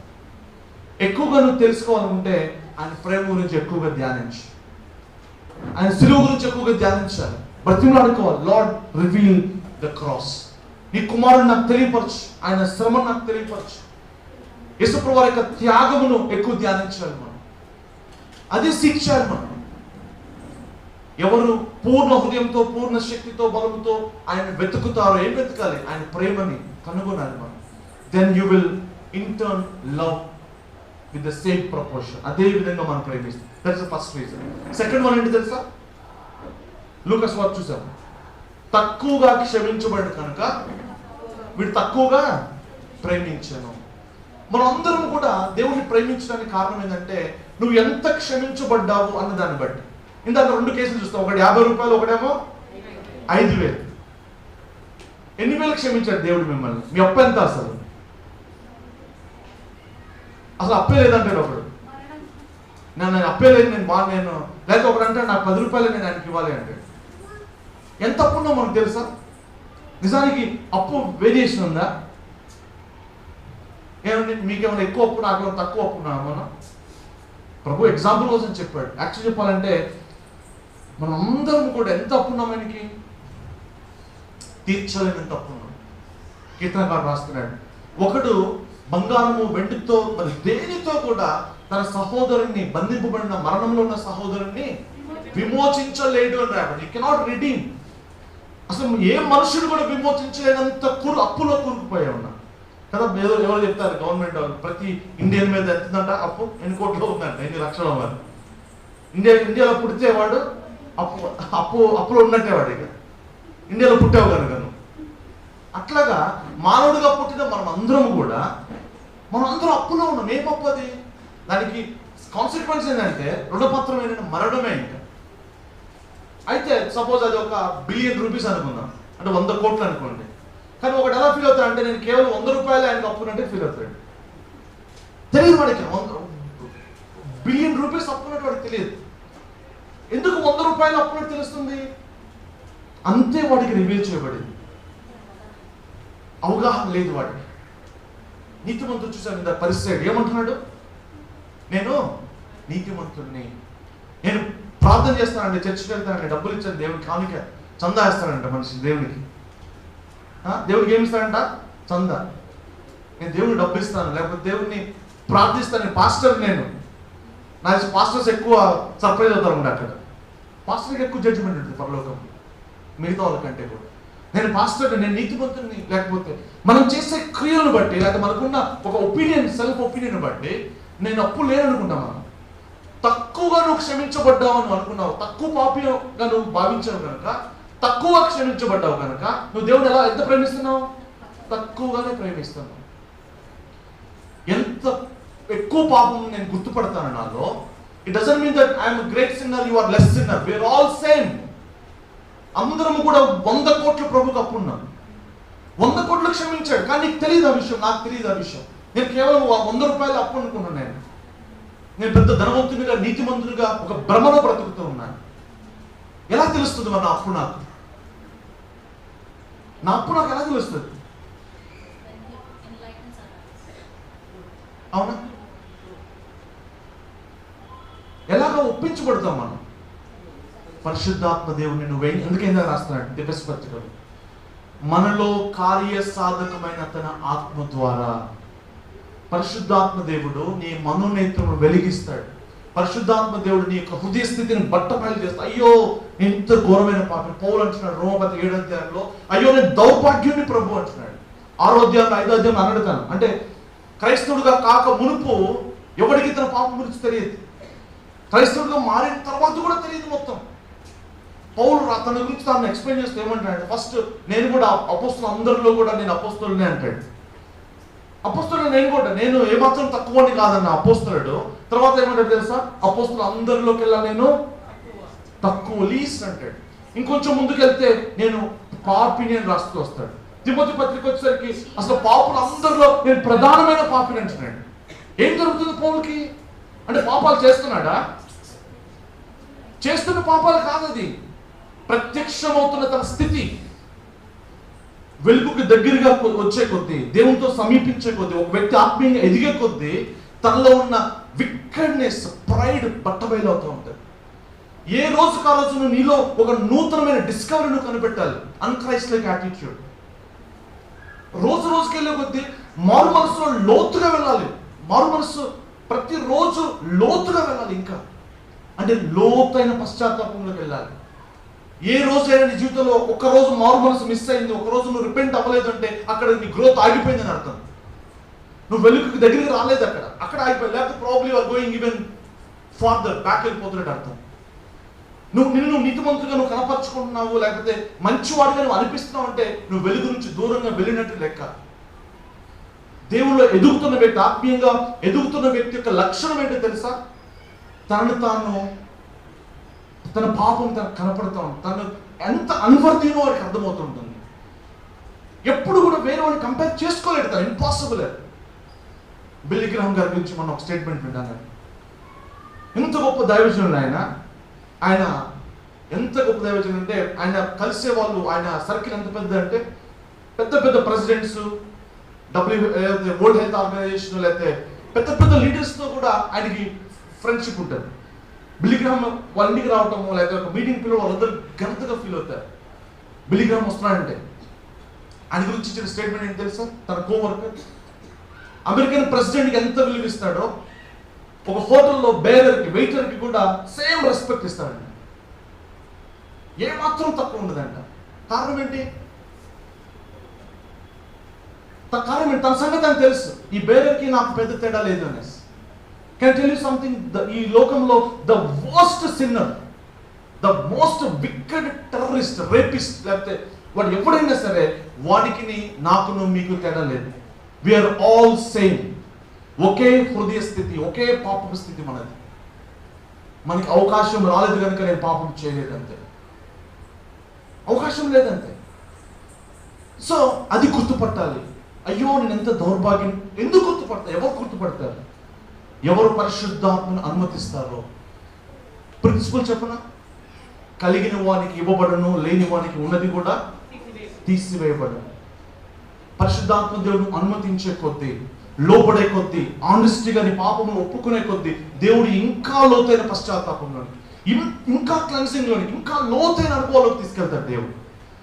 నువ్వు రెసిస్ట్ చేస్తే దేవుడు నిన్ను ఎప్పుడన్నా నీ పాపాన్ని చూపించి వాక్యంలో, బైబిల్ చదివేటప్పుడు కానీ ఎప్పుడైనా కానీ దేవుడు నీకు ఏమైనా చూపించి ఒప్పింపచేస్తే ఒప్పుకొని తీరాలి.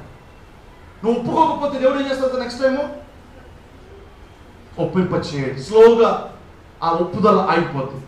ఆగిపోయిందంటే అర్థం ఏంటిగా? నీ పాపం నీకు కనపడదు. నువ్వు ఎలా కనపడతావు అందరి దృష్టిలో? నీ దృష్టిలో పోనీ నీతిమంతులు కనపడతావు. సో నువ్వు క్షమించబడలేదు కనుక దేవుడు ఎంత క్షమిస్తావు? ఇప్పుడు అంతే క్షమిస్తావు. నువ్వు దేవుని ప్రేమలో ఎదగాలంటే ఎక్కువగా క్షమించబడిన అనుభవంలోకి వెళ్ళాలి. ఎక్కువగా క్షమించబడిన అనుభవంలోకి ఎప్పుడు వెళ్తానంటే ఎక్కువ పాపాలు, ఎక్కువ హృదయ స్థితిని అది బట్టబయలు అవ్వాలి. ఎప్పుడు ఎక్కువగా బట్టబయలుదంటే అంత ఎక్కువగా నువ్వు పరిశుద్ధాత్మని అనుమతిస్తావు, అంత ఎక్కువగా నువ్వు వెతికినప్పుడు. పౌలు అందుకే దినములు గడిచే కొద్దీ అయ్యో నేను ఘోరమైన పాపాత్ముడిని అంటున్నాడు. ఇక ఎవరిని కూడా కామెంట్ చేసే, జడ్జ్ చేసే పరిస్థితి ఉండదు. వాళ్ళు జడ్జ్ చేయలేరు ఎవరిని. ఒకరి గురించి అతను మాట్లాడలేడు. ఎందుకు? నా బతికేది నాకు తెలుసు కనుక నేనే ఉన్నాయా అంటున్నాడు. పేతురు అనుకున్నాడు ఫస్ట్, అందరికంటే నేను నీతిమంతుడిని, అందరికంటే నేను విశ్వాసిని, ఎందుకంటే నేను నేల మీద నడిచాను అనుకుంటున్నాడు. యేసుప్రభువు వారితో కొండెక్కే నేను యేసు నేను చూచాను, తన గురించి నాకు ఒక హై ఒపీనియన్ ఉందన్నమాట. నిజమే, చాలా గొప్ప గొప్ప కార్యాలు చేశాడు. కానీ బికాస్ ఆఫ్ హిజ్ ప్రైడ్, తన హృదయ స్థితిని బట్టి నెక్స్ట్ టైం ఏమనుమతించాడు దేవుడు? అట్టర్గా ఫెయిల్ అవడానికి అనుమతించాడు దేవుడు. ఫెయిల్ అయిన తర్వాత ఎవరైనా వచ్చి పేతురుని, అన్నా నువ్వు గొప్పడివే, దేవుని చూసావు, నిలబడి నడిచావంటే ఏమంటాడు? చదువుకో, నా గురించి అట్లా మాట్లాడు, నా గురించి ఏంటో నాకు తెలుసు, నేను నా ప్రభువుని నేను డినై చేశాను, నాకంటే మీరు అందరూ గ్రేట్, మీ అందరికంటే ఘోరమైన పాపం నేను చేశాను. ఇక ఆ క్షణం నుంచి తను ఏ విషయమైనా గర్వపడతాడా? వేరే వ్యక్తిని తిడతాడా? లేకపోతే కంపేర్ చేసుకుంటాడా? నో. క్రీస్తుని ప్రియులారా, ఇది ఒక రోజులో జరిగే పని కాదు. దినదినము ఆయన వాక్యపు వెలుగులు, ఆయన ముఖ కాంతి మన మీద పడాలి. మన సీక్రెట్ సిన్స్ బట్టబయలు అవ్వాలి. ప్రిజంప్షియస్ సిన్స్ అంటాం. అంటే అర్థం తెలుసా? You presume to be good. ఒక ప్రిజంప్షన్, ఒక అజంప్షన్లో ఉంటాం. మన గురించి మనకు కలిగిన ఒక మంచి అభిప్రాయాలు ముసుకుంటుంది మనకి. పరిశుద్ధాత్మ దేవుని అడగాలి, ప్రభు ఆ ముసుగు తీసేయండి. యేసుని చూసినప్పుడు, ముసుగు తీసివేయబడినప్పుడు యేసుక్రీస్తు యొక్క మహిమను మనం చూస్తాం, గ్లోరీని చూస్తాం. ఏ గ్లోరీని అయితే నువ్వు చూస్తావో బైబిల్లో, ఆ గ్లోరీలో, ఆ మహిమలోకి నువ్వు మార్చబడతావు. అందుకే మహిమ నుంచి అత్యధికమైన మహిమలోనికి ట్రాన్స్ఫర్మేషన్ జరుగుతూ ఉంటుంది. క్రీస్తుని చూడాలి. You must compare only with Jesus Christ. ఏ సహోదరితో నువ్వు కంపేర్ చేయకూడదు. నీకంటే వేరే బ్రదర్ని కనుక కంపేర్ చేసుకుంటే నీకు రెండు జరిగే అవకాశం ఉంది. ఒకటి నీ గర్భమైన వస్తుంది, లేకపోతే రెండోది ఆత్మన్యూనతా భావంలోకి వెళ్ళిపోతావు. నీకంటే నీ సహోదరుడు నువ్వు బెటర్ ఫీలింగ్ కలిగింది, లేకపోతే నువ్వు ఏమంటారు డిస్కరేజ్ అయ్యే అవకాశం ఉంది. యేసుక్రీస్తుతోనే మనం పోల్చుకోవాలి. ఆయన మహిమ ఎదుట, ఆయన ముఖకాంతిలో మన రహస్య పాపం బట్టబయలవుతూ ఉండగా, ఎక్కువగా నువ్వు క్షమించబడుతూ ఉండగా, ప్రపోజెట్ ఎక్కువగా నువ్వు ప్రేమిస్తూ ఉంటావు. దేవుని ప్రేమించడం ఆటోమేటిక్ జరిగే విషయం కానే కాదు. దయచేసి అర్థం చేసుకోవాలి. చాలా మంది నా అబ్జర్వేషన్లో, యాజ్ ఎ పాస్టర్గా నా అబ్జర్వేషన్లో చాలా మంది, ఎక్కువ శాతం more than 90% people are stuck at one point. No further progress, no growth.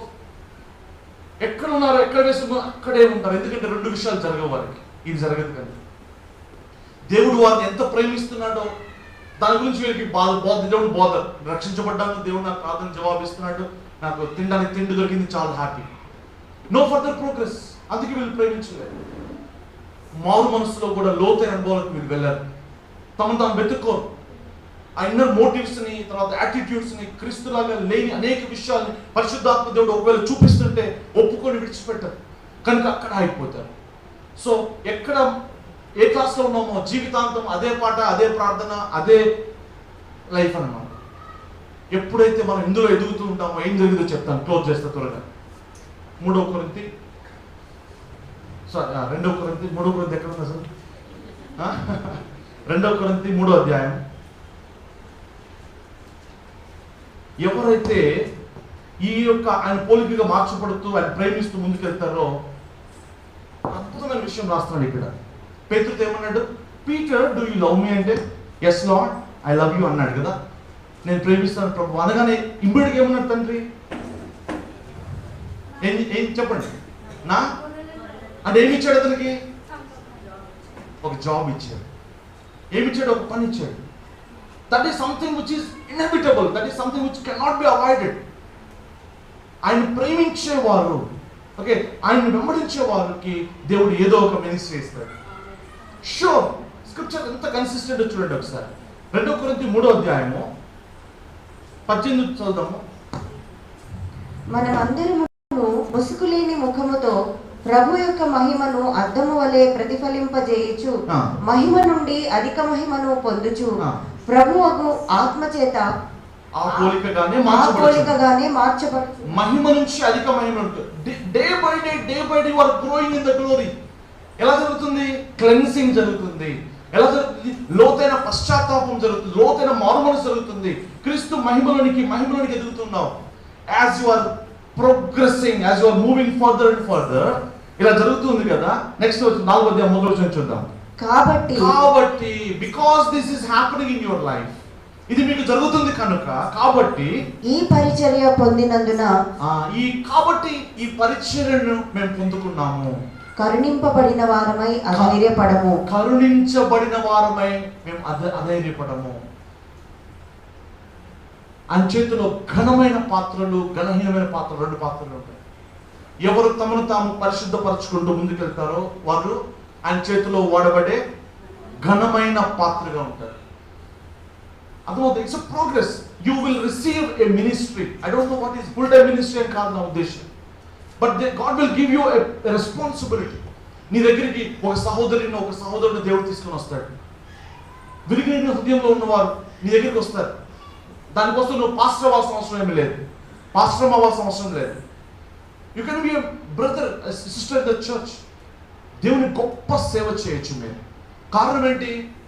నువ్వు ఈ ప్రాసెస్లో ముందుకెళ్తున్నావు కనుక దేవుడు నిన్ను నమ్ముతాడు, నీ ఎదురుకి అనేక మంది నడిపిస్తాడు. You can be a useful instrument in the hands of God. Amen. Hallelujah. సరేనా? సో ప్రార్థన చేస్తున్నా, ప్రభు కృప కొరకు అడుగుదాం. ఆయన మనోత్తరం వెలిగించాలి. ఆయన ప్రేమ మనకి ప్రత్యక్షం అవ్వాలి. పిల్లలు సిలువ ప్రత్యక్షత జరగాలి. మనం ఎంత క్షమించబడ్డామో మనకు తెలియాల్సి ఉంది. ఈ 2 విషయాలు ప్రాముఖ్యమైనవి. తండ్రి మాకు సహాయం దయచేయండి. పరిశుద్ధాత్ముడా, మా హృదయాల్లో మీరు పనిచేయాలి నాయన. నువ్వు మమ్మల్ని ఒప్పింపచేయాలి.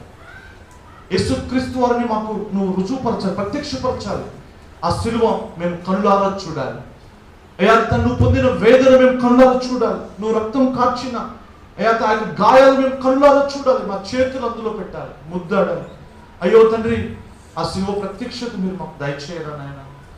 అయ్యా మీరు మమ్మల్ని ఎంత క్షమించారో అయ్యా మేము తెలుసుకోవాలనుకుంటున్నాం. అయ్యా కొంచెంగా మీరు మమ్మల్ని క్షమించాలన్నప్పుడు మేము కొంచెంగానే ప్రేమిస్తాం. అయ్యా మా విస్తార పాపములు మాకు బయలుపరిచారు. అయ్యో మా భయంకరమైన ఘోరమైన మా యొక్క హృదయ స్థితిని విక్కిడ్నెస్ తెలియపరచారు. మా గురించి మేము ఎంతో మంచి అభిప్రాయం కలిగి ఉన్నాం. అయ్యా తండ్రి మమ్మల్ని క్షమించండి తండ్రి, క్షమించండి. మీ యొక్క పరిశుద్ధమైన ఆ యొక్క అగ్ని, అయ్యా ఆ యొక్క వెలుగు, పరిశుద్ధాత్మ కార్యం మా హృదయాల్లో మీరు జరిగించారు. నా ప్రభు ఇదిగో ఈ చిన్న సంఘమే, కానీ అయ్యా తండ్రి ఇదిగోనైనా నిన్ను సేవించే సంఘంగా ఉండాలి. అయ్యా ఇదిగో ఒక పరిచయం సంఘంలో ప్రతి ఒక్కరూ పొందుకొని తీరాలి. ప్రతి ఒక్కరూ నాయన ఇదిగో నీ యొక్క మందను మేపుటకు, కాయుటకు, టెంచి వాడిని కాచుటకు అయ్యా బాధ్యత తీసుకోవాలి నాయన. అయ్యా తండ్రి నా తండ్రి క్షమించి సహాయం దయచేయండి. ఒక్కొక్కరికి ఒక్కొక్క పరిచయం మీరు దయచేయండి. ఒక్కొక్కరిని మీరు నిలబెట్టి వాడుకోండి ప్రభు. స్తోత్రాలు అయా, స్తోత్రాలు. నీ కరుణ, కనికరం, కృప మాకు దయచేయండి. మీరే సమస్త ఘనత, మహిమ, ప్రభావములు పొందుకొనమని యేసు నామములో అడుగుచున్నాను మా పరమ తండ్రి. ఆమేన్. ఆమేన్. తండ్రి అయిన దేవుని ప్రేమ, కుమారుని యొక్క కృప, పరిశుద్ధాత్ముని అన్యోన్య సహవాసం ఇక్కడ చేరిన మనకు సకల పరిశుద్ధులకు సదాకాలము తోడైండును గాక. ఆమేన్. ఆమేన్. అందరికీ వందనాలు. ప్రైజ్